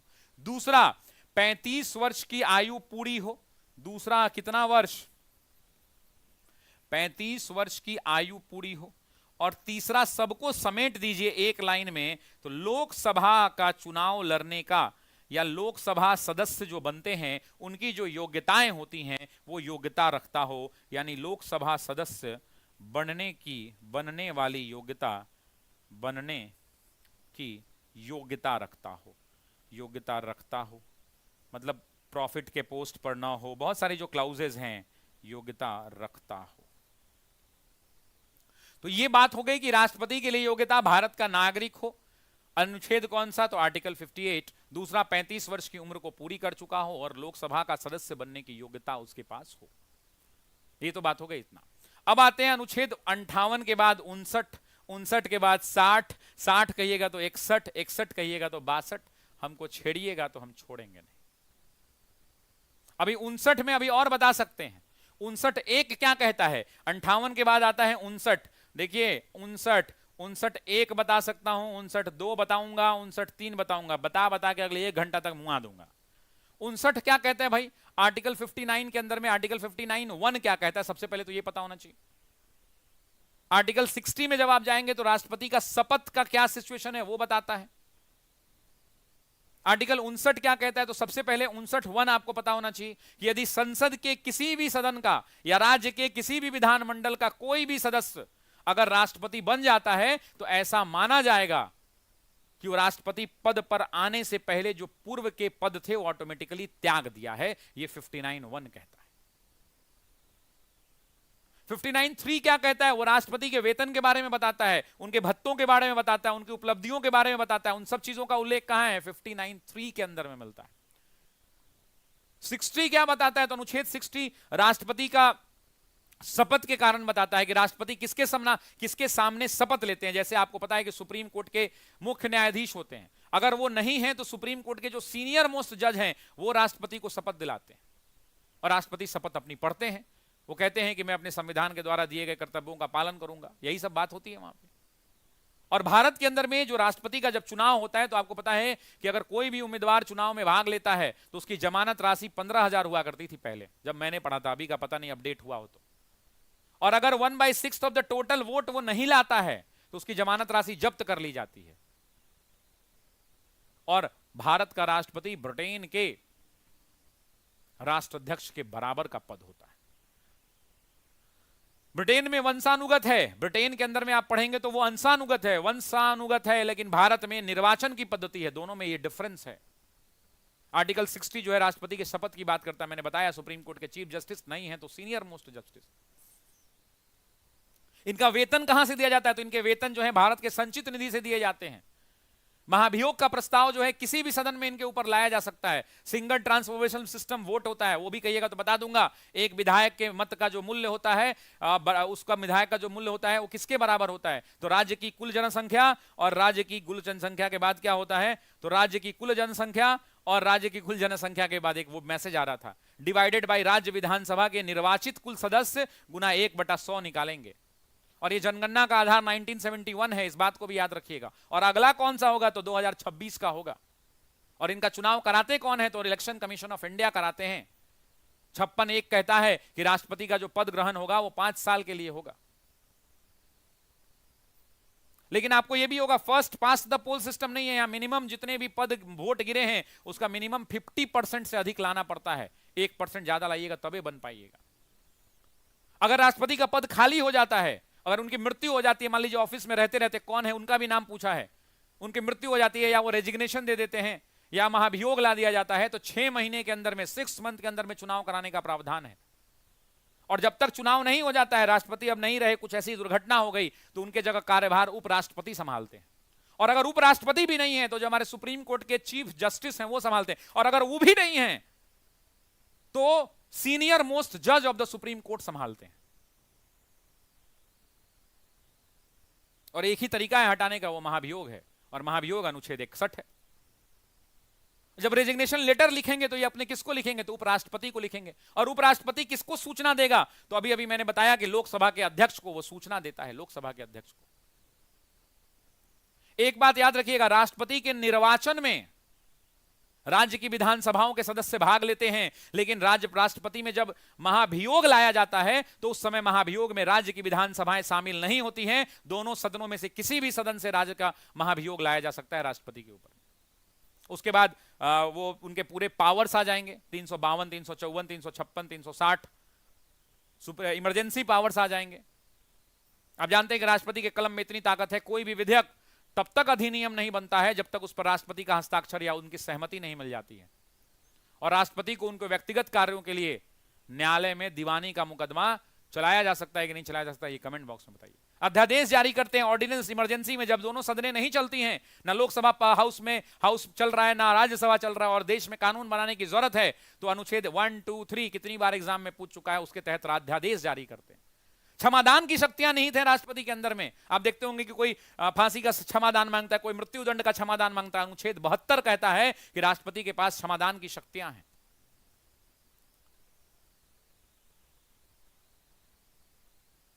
बहुत सारी परिस्थितियां, बहुत सारी परिस्थितियों के अंदर में राष्ट्रपति हमारे यहां गवर्नर की नियुक्ति करते हैं, राष्ट्रपति प्रधानमंत्री की नियुक्ति करते हैं, राष्ट्रपति प्रधानमंत्री की सलाह पर मंत्री परिषद की नियुक्ति करते हैं। उनकी क्षमादान शक्तियां हैं। आपको ही पता है लघुकरण, जिसको कम्यूट कहते हैं। कोई भी दंड बहुत ज्यादा दे दिया गया तो उस दंड को, वो मृत्यु दंड को आजीवन कारावास में बदल देंगे या कम कर देंगे, तो उसको कम्यूट कहते हैं क्षमादान के अंदर में, लघुकरण कहते हैं। परिहार मतलब रिमिशन कहते हैं, मतलब दंड की प्रकृति को बिना बदले दंड की मात्रा को कम कर देना। जैसे 5 वर्ष तुमको मिला है कि 5 वर्ष सजा, तो उसको दंड सजा तो मिलेगा लेकिन 5 वर्ष से उसके टाइम को घटा के 1 साल 2 साल कर दिया। तीसरा पार्डन पावर है, जिसको क्षमा कहते हैं, मतलब अपराधी को जितना भी दंड मिला उससे पूरा मुक्त कर देंगे,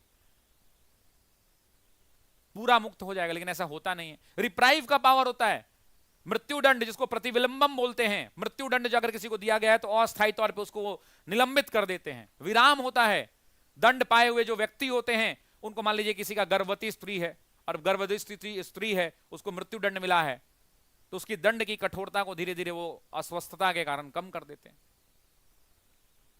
कितना पूछिएगा बताइए, और पूछिएगा तो बताइए, और अभी 1 घंटा और बोल सकते हैं राष्ट्रपति पर। एक मेरे भाई पूछ रहे हैं महाभियोग के बारे में। महाभियोग अभी अभी मैंने बताया अनुच्छेद के बारे में। और महाभियोग की सूचना कितने दिन पहले देनी होती है? एग्जाम का क्वेश्चन, 14 दिन पहले। आर्टिकल 61(2) क्लाउज कहता है। और महाभियोग भारत के संसद द्वारा चलाई जाने वाली एक अर्ध न्यायिक प्रक्रिया है, अर्ध न्यायिक। राष्ट्रपति अध्यादेश जब चाहे जिस बात पर चाहे जारी कर सकते हैं, लेकिन 3 तरह के लिस्ट हैं, यूनियन लिस्ट, कंकरेंट लिस्ट और स्टेट लिस्ट। संघ सूची, राज्य सूची और समवर्ती सूची। और वैसी परिस्थिति के अंदर में राज्य सूची के विषयों पर राष्ट्रपति अध्यादेश जारी नहीं कर सकते हैं। और अगर संसद में महाभियोग लाया भी जा रहा है इनके द्वारा, अभी मैंने बताया 14 दिन पहले इंफॉर्मेशन देना होता है, लाया भी गया तो जितने भी सदस्य वहां पे हैं उनके कम से कम 2/3 बहुमत से जब तक पारित नहीं होगा तब तक राष्ट्रपति हटेंगे नहीं। और अगर कोई विवाद हो जाता है तो आर्टिकल 71 सुप्रीम कोर्ट मामला जाएगा। राष्ट्रपति और उपराष्ट्रपति के चुनाव संबंधित किसी भी विवाद का निपटारा अनुच्छेद 71 के प्रावधानों के तहत सुप्रीम कोर्ट करता और बताएं, है और कुछ और पूछना है? आप हमसे कहिए, हम उनकी शक्तियां गिना देंगे। भाई कार्यकारी शक्तियों की बात कर लें, भारत में कोई भी काम अगर शासन संबंधित काम हो रहा है तो राष्ट्रपति के नाम पर किया जाएगा। देखिए कोई टेंडर निकलेगा तो राष्ट्रपति के आदेश से। राष्ट्रपति प्रधानमंत्री की नियुक्ति करेंगे, राष्ट्रपति प्रधानमंत्री की नियुक्ति करेंगे, उनके द्वारा जो मंत्री परिषद का जो दिया जाएगा कि भाई इनको मंत्री परिषद में बनाइए, उनकी नियुक्ति करेंगे और राष्ट्रपति के प्रसाद पर्यंत वो काम करेंगे। राष्ट्रपति हमारे ये क्या बोलते हैं, अटॉर्नी, महान्यायवादी, उनकी नियुक्ति करेंगे। विधायी शक्तियों में आप जानते हैं कि संसद की बैठक बुलाते हैं, संसद की बैठक को स्थगित भी कर सकते हैं, लोकसभा को विघटित कर सकते हैं, वो चाहे तो संयुक्त अधिवेशन बुला सकते हैं, हालांकि उसकी अध्यक्षता लोकसभा की स्पीकर करती हैं। उनकी वित्तीय शक्तियों की बात करें तो वित्तीय शक्ति में सबसे पहला कि धन विधेयक राष्ट्रपति के पूर्व अनुमति से ही लोकसभा में प्रस्तुत किया जाता है। आर्टिकल 112 वाला आपने पढ़ा होगा, 111 वाला भी पढ़ा होगा आपने, 110 भी पढ़ा होगा। मनी बिल की जब बात करते हैं, सबसे पहले केवल लोकसभा में, राज्यसभा तो पपेट है, गया 14 दिन में, आया आया, नहीं आया, मानेंगे नहीं मानेंगे, लोकसभा की बात मान के निकाल लेंगे। राष्ट्रपति केंद्रीय बजट को संसद के सामने रखते हैं, समक्ष रखते हैं। राष्ट्रपति प्रत्येक 5 साल पे वित्त आयोग का गठन करते हैं। न्यायिक शक्तियों की बात कीजिएगा तो राष्ट्रपति हमारे सुप्रीम कोर्ट के जो चीफ जस्टिस होते हैं, जो और सीनियर जस्टिस होते हैं, हाई कोर्ट के जस्टिस होते हैं, उनकी नियुक्ति करते हैं। राष्ट्रपति के पास यह पावर है कि किसी भी दंड का, किसी भी अपराध का वो क्षमादान दे सकते हैं। राष्ट्रपति को यह पावर है कि वो जब चाहे तब सुप्रीम कोर्ट से सलाह ले सकते हैं विधि पर। जितने भी हमारे भारत देश की कूटनीतिक शक्तियां हैं, जितने भी हमारे अंतर्राष्ट्रीय संधियां होती हैं, जितने भी हमारे अंतर्राष्ट्रीय समझौते होते हैं, वो सब के सब राष्ट्रपति के नाम पर किए जाते हैं। राष्ट्रपति हमारा जो वो एम्बेसडर, फॉरेन एम्बेसडर जो होते हैं, विदेशों में राजदूत होते हैं, जो उच्चायुक्त होते हैं, हाई कमिश्नर होते हैं, उनको राष्ट्रपति उनको भेजते हैं। सैन्य शक्तियों की अगर आप बात कर लेंगे तो राष्ट्रपति भारत के तीनों सेना के कमांडर होते हैं। अब तो सीडीएस एक बना दिया गया है। हमारे सैन्य के सर्वोच्च सेनापति होते हैं तीनों सेना बलों के, चाहे वो जल सेना हो, चाहे वो थल सेना हो, चाहे वायु सेना हो। उन तीनों के प्रमुख की नियुक्ति भी राष्ट्रपति करते हैं। और एक बात याद रखिएगा कि देश में कोई भी युद्ध देश लड़ने जा रहा हो, राष्ट्रपति युद्ध के प्रारंभ और युद्ध के समाप्ति की घोषणा भारत के राष्ट्रपति ही करते हैं। भारत के राष्ट्रपति के पास इमरजेंसी पावर है, आपातकालीन शक्तियां हैं। राष्ट्रपति राष्ट्रीय आपात, नेशनल इमरजेंसी आर्टिकल 352 के तहत लगा सकते हैं, फाइनेंशियल इमरजेंसी आर्टिकल 360 के तहत लगा सकते हैं, और राष्ट्रपति शासन अनुच्छेद 356 और 365 के तहत लगाया जा सकता है। हमारे यहाँ चीफ इलेक्शन कमिश्नर की बात कर लें, सीएजी की बात कर लें, महालेखाकार जो भी बोलते हैं, नियंत्रक महालेखाकार, उनकी बात कर लें, चुनाव आयुक्त की बात कर लें, लोक सेवा आयोग जो हमारे यूपीएससी है उसका बात कर लें, उसके चेयरमैन की बात कर लें, वित्त आयोग जो फाइनेंस कमीशन है उसके अध्यक्ष की बात कर लें, सचिव की बात कर लें, राज्यों के हमारे राज्यपाल उनकी बात कर लें, अंतर्राज्यीय परिषद की बात कर लें, किसी भी क्षेत्र को अनुसूचित क्षेत्र में घोषित करना है उसकी बात कर लें। ये तमाम काम राष्ट्रपति के द्वारा किए जाते हैं। और भारत में एकमात्र राष्ट्रपति जो निर्विरोध चुने गए थे शुरुआती दौर में, उनका नाम क्या था? नीलम संजीव रेड्डी हुआ करता था। महिला राष्ट्रपति की बात कर लें, प्रतिभा सिंह पाटिल हुआ करती थी। बिहार का व्यक्ति डॉक्टर राजेंद्र प्रसाद देश का प्रथम राष्ट्रपति बने थे। क्या बात करते हैं साहब, और बोले,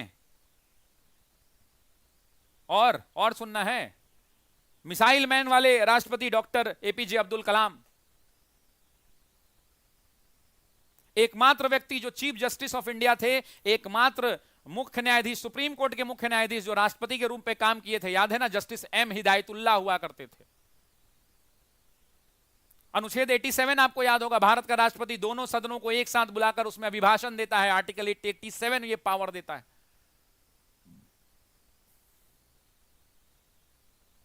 क्या बात करते हो, और बताएं, बोलो। राष्ट्रपति की वीटो शक्तियां बताएं तो ये भी कह दो। भारत के राष्ट्रपति का नाम गिना दें आज तक तो वो भी कह दो। वीटो भी करा सकता हूं, अभी 2 मिनट लगेगा, पांचों के पांचों पता है मुझे, तो इसीलिए हम छेरो हमें ना हम सताए हुए हैं, समझे?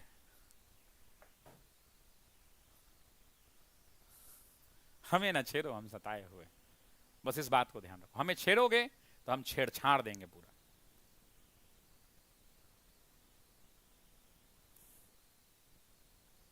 समझ में आ रही बात? Is it visible to you all? क्या आप मुझे सुन देख पा रहे हैं? अब मेरे में तो शक्ति ना बचा है।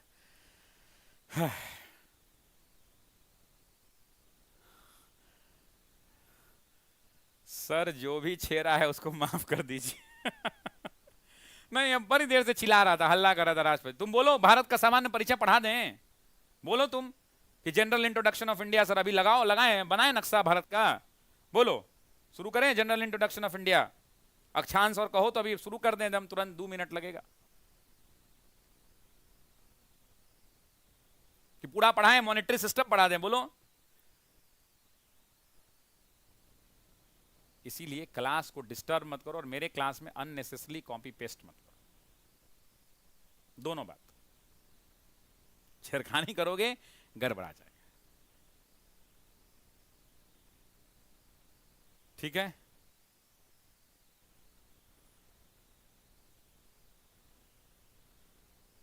चलिए, तो एक बार दिल भर दीजिए कमेंट बॉक्स के अंदर में, एक बार कमेंट बॉक्स में दिल भर दीजिए, फिर आगे की बातचीत करेंगे। आइए अगला सवाल लेते हैं। ये सवाल तो नहीं है भाई, सवाल तो दूसरा था अगला, कहां से कहां पहुंचा दिया आपने। हाँ, संथालों की बात कर रहे थे, हम भूल ही गए, संथाल को वापस आना पड़ेगा। आइए संथाल पर। संथाल की जब आप बात करते हैं तो आप जानते हैं कि भारत के अंदर में जितने भी जनजातीय आंदोलन हुए हैं, जितने भी भारत में जनजातीय आंदोलन हुए, उनमें अगर प्रमुख आंदोलनों की बात करें तो मुंडा हो जाए, संथाल हो जाए, ये सब प्रमुख आंदोलन हुआ। आपको ही पता है कि संथाल विद्रोह की जब बात होती है तो 1855-56 का इलाका होता है, समय होता है। इलाका आपको ही पता है कि भागलपुर का इलाका होता है, बिहार का। और इस भागलपुर से लेकर के इस इलाके की अगर आप बात करें तो भागलपुर से लेकर के इधर हजारीबाग तक का इलाका होता है। ये स्ट्रेट राजमहल की जो पहाड़ियों का क्षेत्र है, उस क्षेत्र को हम कहते हैं। तालुका की अगर बात करेंगे तो भगनी डीह तालुका से ये संबंधित होता है। और यहीं पर आदिवासियों ने अंग्रेजों के खिलाफ क्या किया था, तो विद्रोह किया था। इस बात को याद रखिए। और शुरुआत में 1855 का वो दौर था जहां पर एक अंग्रेज के कमांडर हुआ करते थे जिनको इन्होंने युद्ध में पराजित किया था, मेजर बारो। सभी लोग नाम कमेंट करिए मेजर बारो का, मेजर बारो। यही मेजर बारो थे जिनको संथालों ने क्या किया था, तो इनको संथालों ने युद्ध में हराया था। इनको संथालों ने युद्ध में पराजित किया था, युद्ध में हराया था, युद्ध में हराया था। किसने हराया था, तो संथालों ने हराया था। अब यहां पर तो दो नेताओं का नाम दे रहा है, दो नेताओं का नाम दे रहा है, लेकिन आपको चारों पता होना चाहिए। जरा बताओ चारों का नाम क्या है। तो पहले का नाम है सिद्धो, दूसरा का नाम है कान्हो, तीसरा का नाम है चांद और चौथा का नाम है भैरव। ये चारों नाम आपको याद होना चाहिए, इस बात को ध्यान रख लीजिएगा। ठीक है, यहां ऑप्शन में दो दिया है लेकिन चारों भी पूछ सकता है, सिद्धो, कान्हो, चांद, भैरव। और जो भागलपुर से लेकर, ये भागलपुर से राजमहल की पहाड़ियों तक का जो इलाका है, ये राजमहल की पहाड़ियां हुआ करती थी। इन राजमहल की पहाड़ियों तक का इलाका है। इसी राजमहल की पहाड़ियों के इलाके को हम क्या कहते हैं, तो दामिने कोह कहते हैं, दामिने कोह कहा जाता है। क्योंकि यहां पे जो सिद्धू थे वो सिद्धू बड़े ही धार्मिक आदमी थे। एग्जाम में एनसीईआरटी अगर आपने पढ़ा होगा ठीक है ठीक है ठीक है, एग्जाम में एनसीईआरटी आपने पढ़ा होगा, उसमें एक स्टेटमेंट है सिद्धों का कि ठाकुर जी ने मुझे आदेश देते समय कहा है कि यह देश जो है साहबों का देश नहीं है। वो कहता है कि भगवान ने मुझे आदेश दिया। सिद्धो कहता है कि ठाकुर जी ने मुझे आदेश देते समय कहा है कि यह देश साहबों का नहीं है, ठाकुर जी स्वयं हमारी तरफ से लड़ेंगे। इस तरह आप जितने भी साहब लोग हैं और सिपाही लोग हैं, स्वयं ठाकुर जी से लड़ोगे। ये किसका कथन है अगर पूछ दे तो याद रखिएगा, ये सिद्धों का कथन। एक और महत्वपूर्ण नाम है जो एग्जाम के अंदर में पूछा जा सकता है, वो है गोक्को गोड्डा।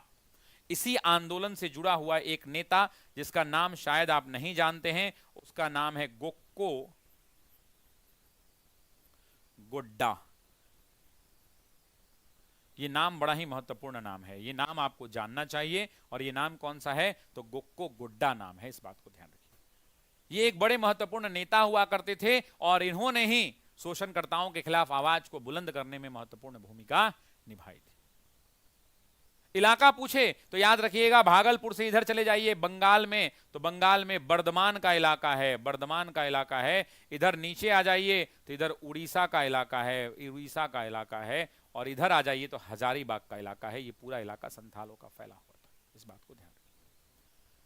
और फिर बाद में पूरा आंदोलन होगा, वो पढ़ाया है क्लास में हमने। फिर उसके बाद इसका दमन कर दिया जाएगा। दमन करने के लिए एक कमिश्नर होंगे जिनका नाम है ब्राउन और एक होंगे जनरल लॉयड। वही दो लोग जो है इसका दमन करेंगे। तो एग्जाम में पूछेगा कि इसका दमन किसने किया। थोड़ा थका हुआ महसूस कर रहा हूं मैं आज। इसका एग्जाम में पूछेगा कि दमन किसने किया, तो दमन में दो नाम पता होना चाहिए। भागलपुर के कमिश्नर हुआ करते थे ब्राउन, ये पहला नाम। और दूसरा नाम तो एकदम भूलइबे मत कीजिएगा, मेजर जनरल लॉयड।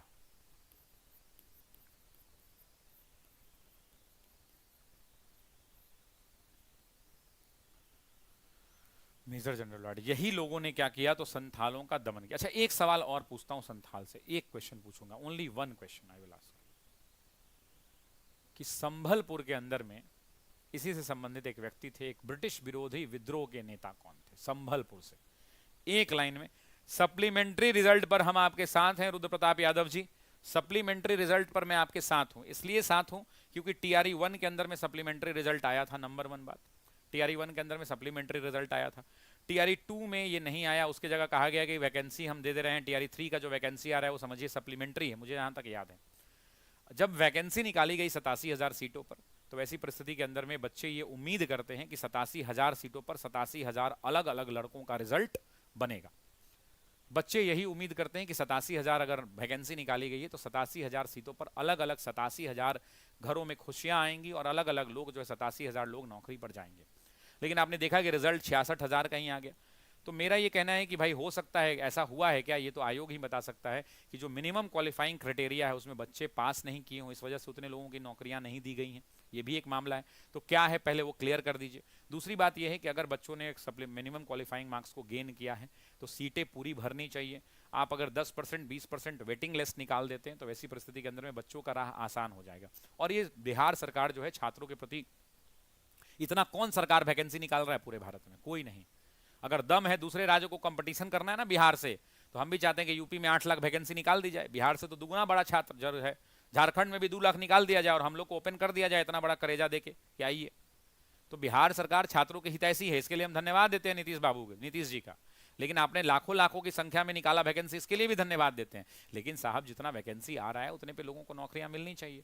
तो बच्चों की ये बात है, उस पर विचार होना चाहिए। अगर किसी संशोधन की आवश्यकता पड़ती है किसी चीज़ों में तो उसको संशोधित करके वेटिंग लिस्ट दे दिया जाए, ताकि एक बच्चा का जैसे 2 जगह सिलेक्शन हो गया है तो एक जगह वो ज्वाइन कर ले, तो दूसरा जगह जो सीट खाली है उस सीट पर दूसरे वेटिंग वालों का नौकरी मिल जाए।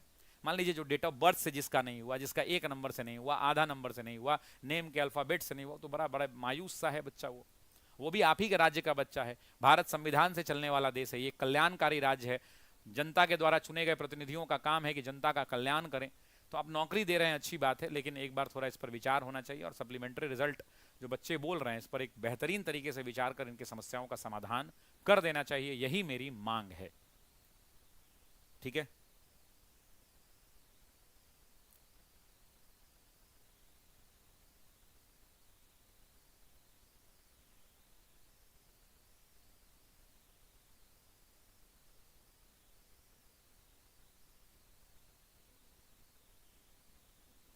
हाँ, यूपी में खुला है, नहीं आ रहा है तो हम भी तो यही चाहते हैं कि यूपी में भी आए।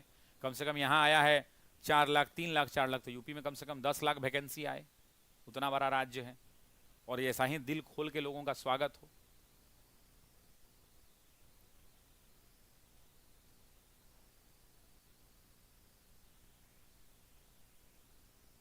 है या नहीं? अगर गलत बोल रहे हैं तो आप ही बोलिए। टीआरई 4 का एग्जाम अप्रैल तक में हो जाने की संभावना है। बस एक ही लाइन बोलूंगा, इससे ज़्यादा नहीं बोलूंगा। टीआरई 4 का जो एग्ज़ाम है वो अप्रैल तक होने की संभावना है।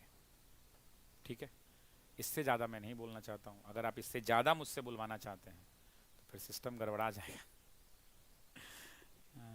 इससे ज़्यादा नहीं पता है मुझे।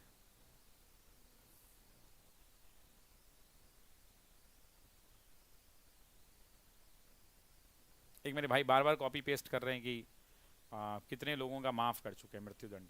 देखिए, राष्ट्रपति ने टोटल अगर कुल मिला के बात करें तो 10 मामलों में मौत की सजाएं जो हैं उनको उम्र कैद में तब्दील किया, जहां तक मेरी जानकारी है। प्रतिभा सिंह पाटिल जब हुआ करती थी तो 2 मामला आया था, 8 लोगों की मौत की सजा थी, उसको उम्र कैद में बदल दिया था। लेकिन लास्ट 30-40 ईयर्स का देखेंगे तो केवल 10 मामले ऐसे हैं, मुझे जहाँ तक याद है, अब ज़्यादा भी हो सकता है ना। तो टोटल इतना ही मेरी जानकारी के अंदर में। लेकिन इतना हमको पता है कि सबसे ज़्यादा याचिका जो है प्रतिभा सिंह पाटिल, जो पहली महिला राष्ट्रपति हुआ करती थी, उन्होंने दिया था। अब एग्जैक्ट नंबर्स मुझे नहीं पता है भाई, पढ़ना पड़ेगा, बहुत दिन हो गया, थोड़ा पढ़ लेंगे, रिवीजन कर लेंगे तो बता देंगे। ठीक है।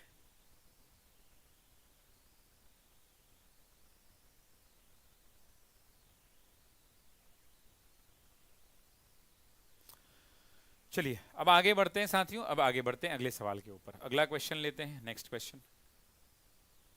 अगला क्वेश्चन है कि कांग्रेस के, चलिए इसका आंसर कीजिए। अच्छा पहले तो ये आंसर कीजिए, सबसे एक इजी सवाल पूछता हूं कि कांग्रेस के प्रथम मुस्लिम अध्यक्ष कौन थे, जरा बताइए।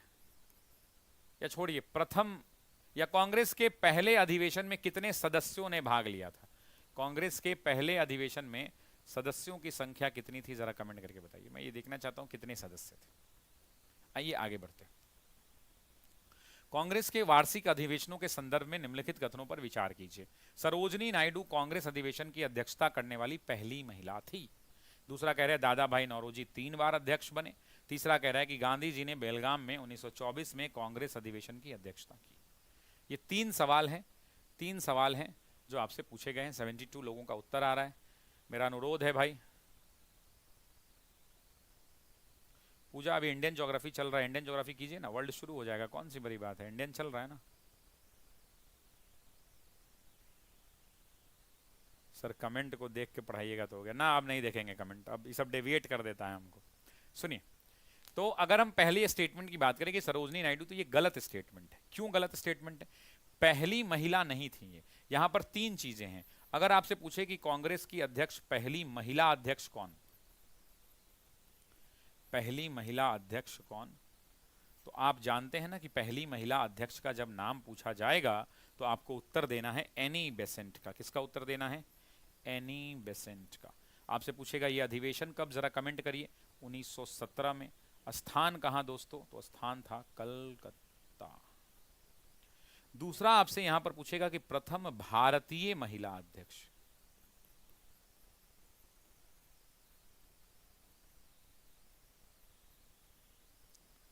प्रथम भारतीय महिला अध्यक्ष, तो आपको मिलने वाला है 1925 का और स्थान होने वाला है कानपुर का। अच्छा, एक बात और बता दूं कि जिन्होंने अभी तक हमारा व्हाट्सएप ग्रुप ज्वाइन नहीं किया है, कमेंट बॉक्स के ऊपर में व्हाट्सएप ग्रुप का लिंक है।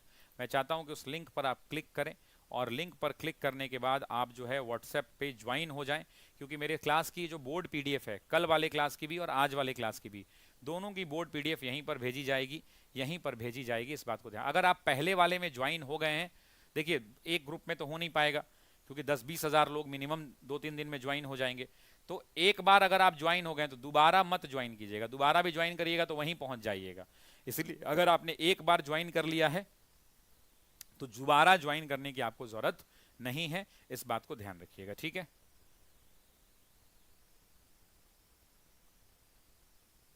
हाँ कर सकते हैं स्कैम जी। अब सुनिए, तो ये वाला स्टेटमेंट क्या हो गया? गलत हो गया। अब दूसरे वाले पे आते हैं। दूसरा क्या है भाई? दूसरा कह रहे हैं कि दादा भाई नौरोजी 3 बार बने। यस और नो? यस, मैंने एक ट्रिक बताया था दादा भाई नौरोजी का, क्या आप वो ट्रिक को रिपीट कर सकते हैं?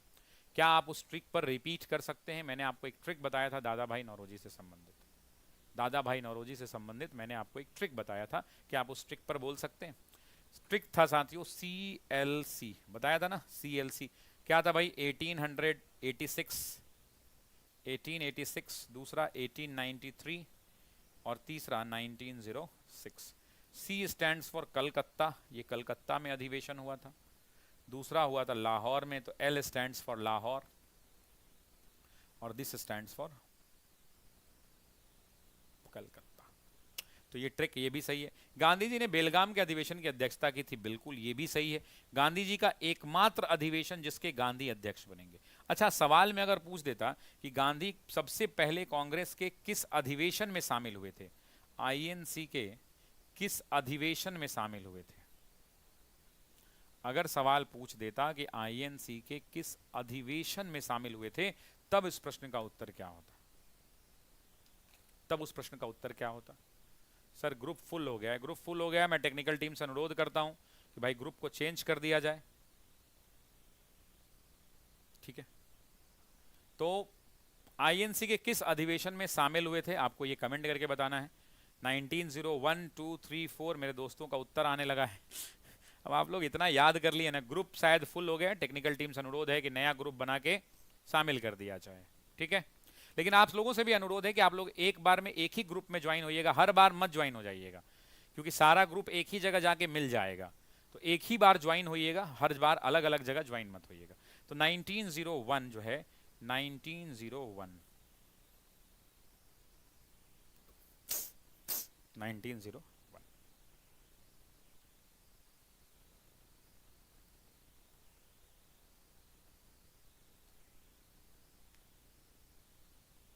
ठीक है। क्लियर है ये बात? Is it clear to everyone in the class? क्या ये सभी लोगों को क्लियर है? अनेबल टू ज्वाइन हो जाएगा भाई, इतना मत घबराइए, डोंट वरी। अब यहां पर ना बताने के लिए बहुत कुछ है, लेकिन मैं वो नहीं बताऊंगा। मैं आपसे पूछूंगा ऐसे सवाल जो थोड़े डिफरेंट हो। जैसे मैं पूछूंगा कि आजादी के वक्त कांग्रेस का अध्यक्ष कौन था? आजादी के वक्त, मैं देखता हूं कितने लोग बता पाते हैं। स्वतंत्रता के, आजादी मेरे लिए ठीक नहीं शब्द है, टीचर के लिए स्वतंत्रता वर्ड ही होना चाहिए, आपके लिए हो सकता है ये। तो स्वतंत्रता के वक्त अध्यक्ष कौन था, जरा बताइए। ये क्वेश्चन नंबर 1 है। दूसरा आप मुझे बताइए, जो मैं आपसे पूछना चाहता हूं कि 1933 में अध्यक्ष कौन था। तीसरा पूछना चाहता हूं 1948 में अध्यक्ष कौन था।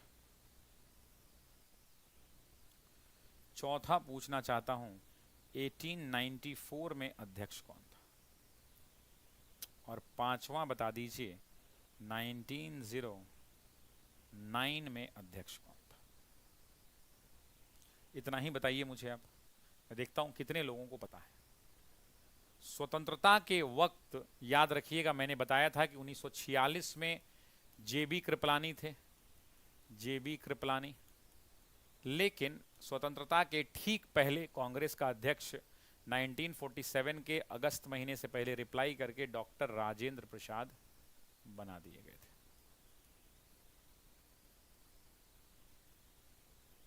हालांकि वो अध्यक्ष नहीं कह सकते हैं, लेकिन फिर भी 1933 में कौन थे बताइए जरा।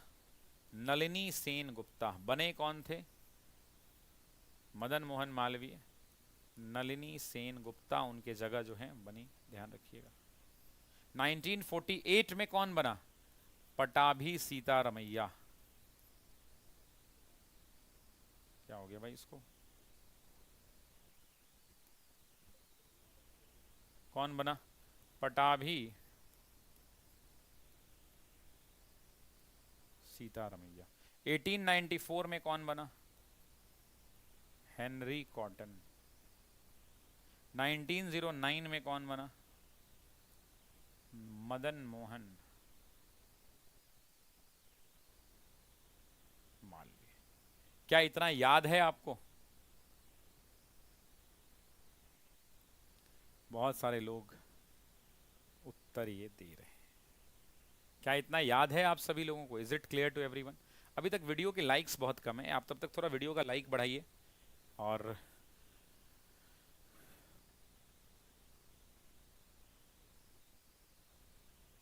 लाइक बढ़ाइए थोड़ा। अच्छा, एक दो सवाल और पूछ लूँ यहाँ पे, बताओगे आप? आसान सवाल पूछूंगा, लेकिन मुझे पता है आप गलती कर दोगे, मैं जानता हूँ आप गलती कर दोगे।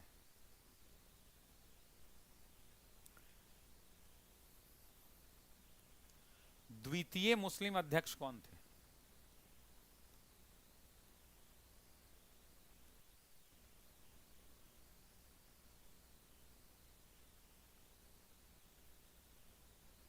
दूसरा,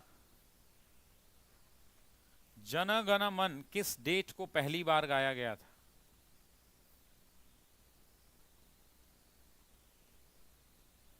जन गण मन किस अधिवेशन में पहली बार गाया गया था? अधिवेशन और डेट भी बताना, एग्जाम में डेट भी पूछा गया आपके।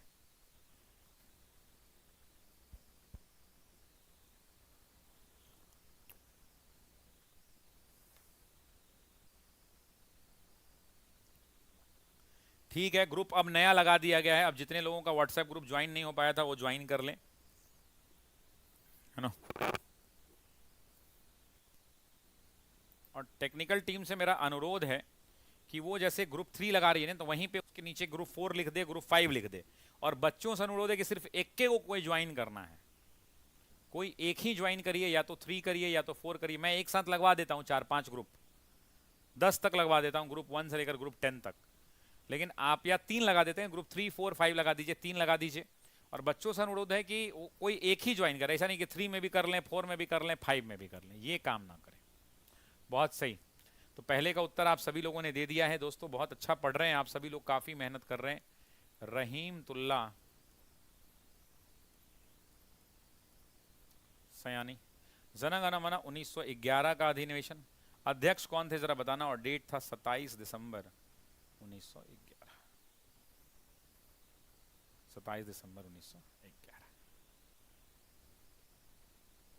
इस क्लास की बोर्ड पीडीएफ अभी से थोड़ी देर के बाद इसी व्हाट्सएप के ग्रुप में डाल दी जाएगी। जिन लोगों ने अभी तक व्हाट्सएप का ग्रुप ज्वाइन नहीं किया वो ज्वाइन कर सकते हैं व्हाट्सएप ग्रुप को, ऊपर में लिंक दिया हुआ है। बाकी कल से इसी में मेरे क्लास की सूचना मिलेगी आपको, मतलब कौन कौन सी क्लास शुरू होगी मैंने आपको बता दिया कि बिहार स्पेशल में Bihar history, geography, politics, science और सॉरी इकोनॉमिक्स और करंट अफेयर्स की क्लासेस इसी चैनल पर आपको उपलब्ध होंगी। और भी बहुत सारी सरप्राइजेज हैं आप सभी लोगों के लिए, बने रहिए इस चैनल पर। तब तक के लिए आपका प्यार मोहब्बत उठाने के लिए बहुत बहुत शुक्रिया, बहुत बहुत धन्यवाद। उम्मीद करते हैं कि आज आप बहुत कुछ सीखे होंगे। क्लास जब खत्म हो जाएगी तो आधे घंटे के बाद लौट के वापस आइएगा, क्योंकि अभी लाइव क्लास चल रहा है, तभी आप कुछ भी कमेंट करेंगे तो नहीं होगा। और आधे एक घंटे के बाद वापस जब इस वीडियो पे आइएगा दोबारा, तो ये ज़रूर बताइएगा कि आपको मेरी क्लास कैसी लगती है। मैं चाहता हूँ मैं आज आपके कमेंट्स को पढ़ूंगा और जिनका कमेंट्स मुझे बहुत अच्छा लगेगा उन कमेंट्स को कल की क्लास में स्क्रीनशॉट के रूप में लगाऊंगा बोर्ड पर, ये वादा रहा आपसे। तो जब क्लास खत्म हो जाए, अभी अगर आप कोई भी कमेंट करेंगे तो वो मुझे अभी कमेंट में लाइव में चला जाएगा। जब ये वीडियो समाप्त हो जाए तो वीडियो समाप्त होने के आधे घंटे के बाद जरूर आइएगा इस वीडियो पे, और आने के बाद कमेंट बॉक्स में ये ज़रूर बताइएगा कि आपको मेरी मेहनत, मेरा ये जो आपके लिए तपस्या है, ये आपको कैसा लग रहा है, इस क्लास में आपको क्या क्या फ़ायदे हो रहे हैं। ज़रूर बताइएगा, आपके कमेंट्स का मुझे इंतजार रहेगा। मैं अभी रात के 10:35 हो रहे हैं, मैं 11-12 बजे इस कमेंट बॉक्स को खोल के आज पढ़ूंगा कि मेरी क्लासेस आपको कैसी लग रही हैं। और जो 5 सबसे अच्छे कमेंट्स होंगे उनको, जो मुझे आप भाएंगे वो, या फिर जो अच्छी बातें होंगी, या फिर जो भी कमेंट्स होगा जिन्हें लेने लायक रहेगा, उसे बोर्ड पर 5 लोगों के कमेंट्स को बोर्ड पर लगाऊंगा। बहुत बहुत शुक्रिया।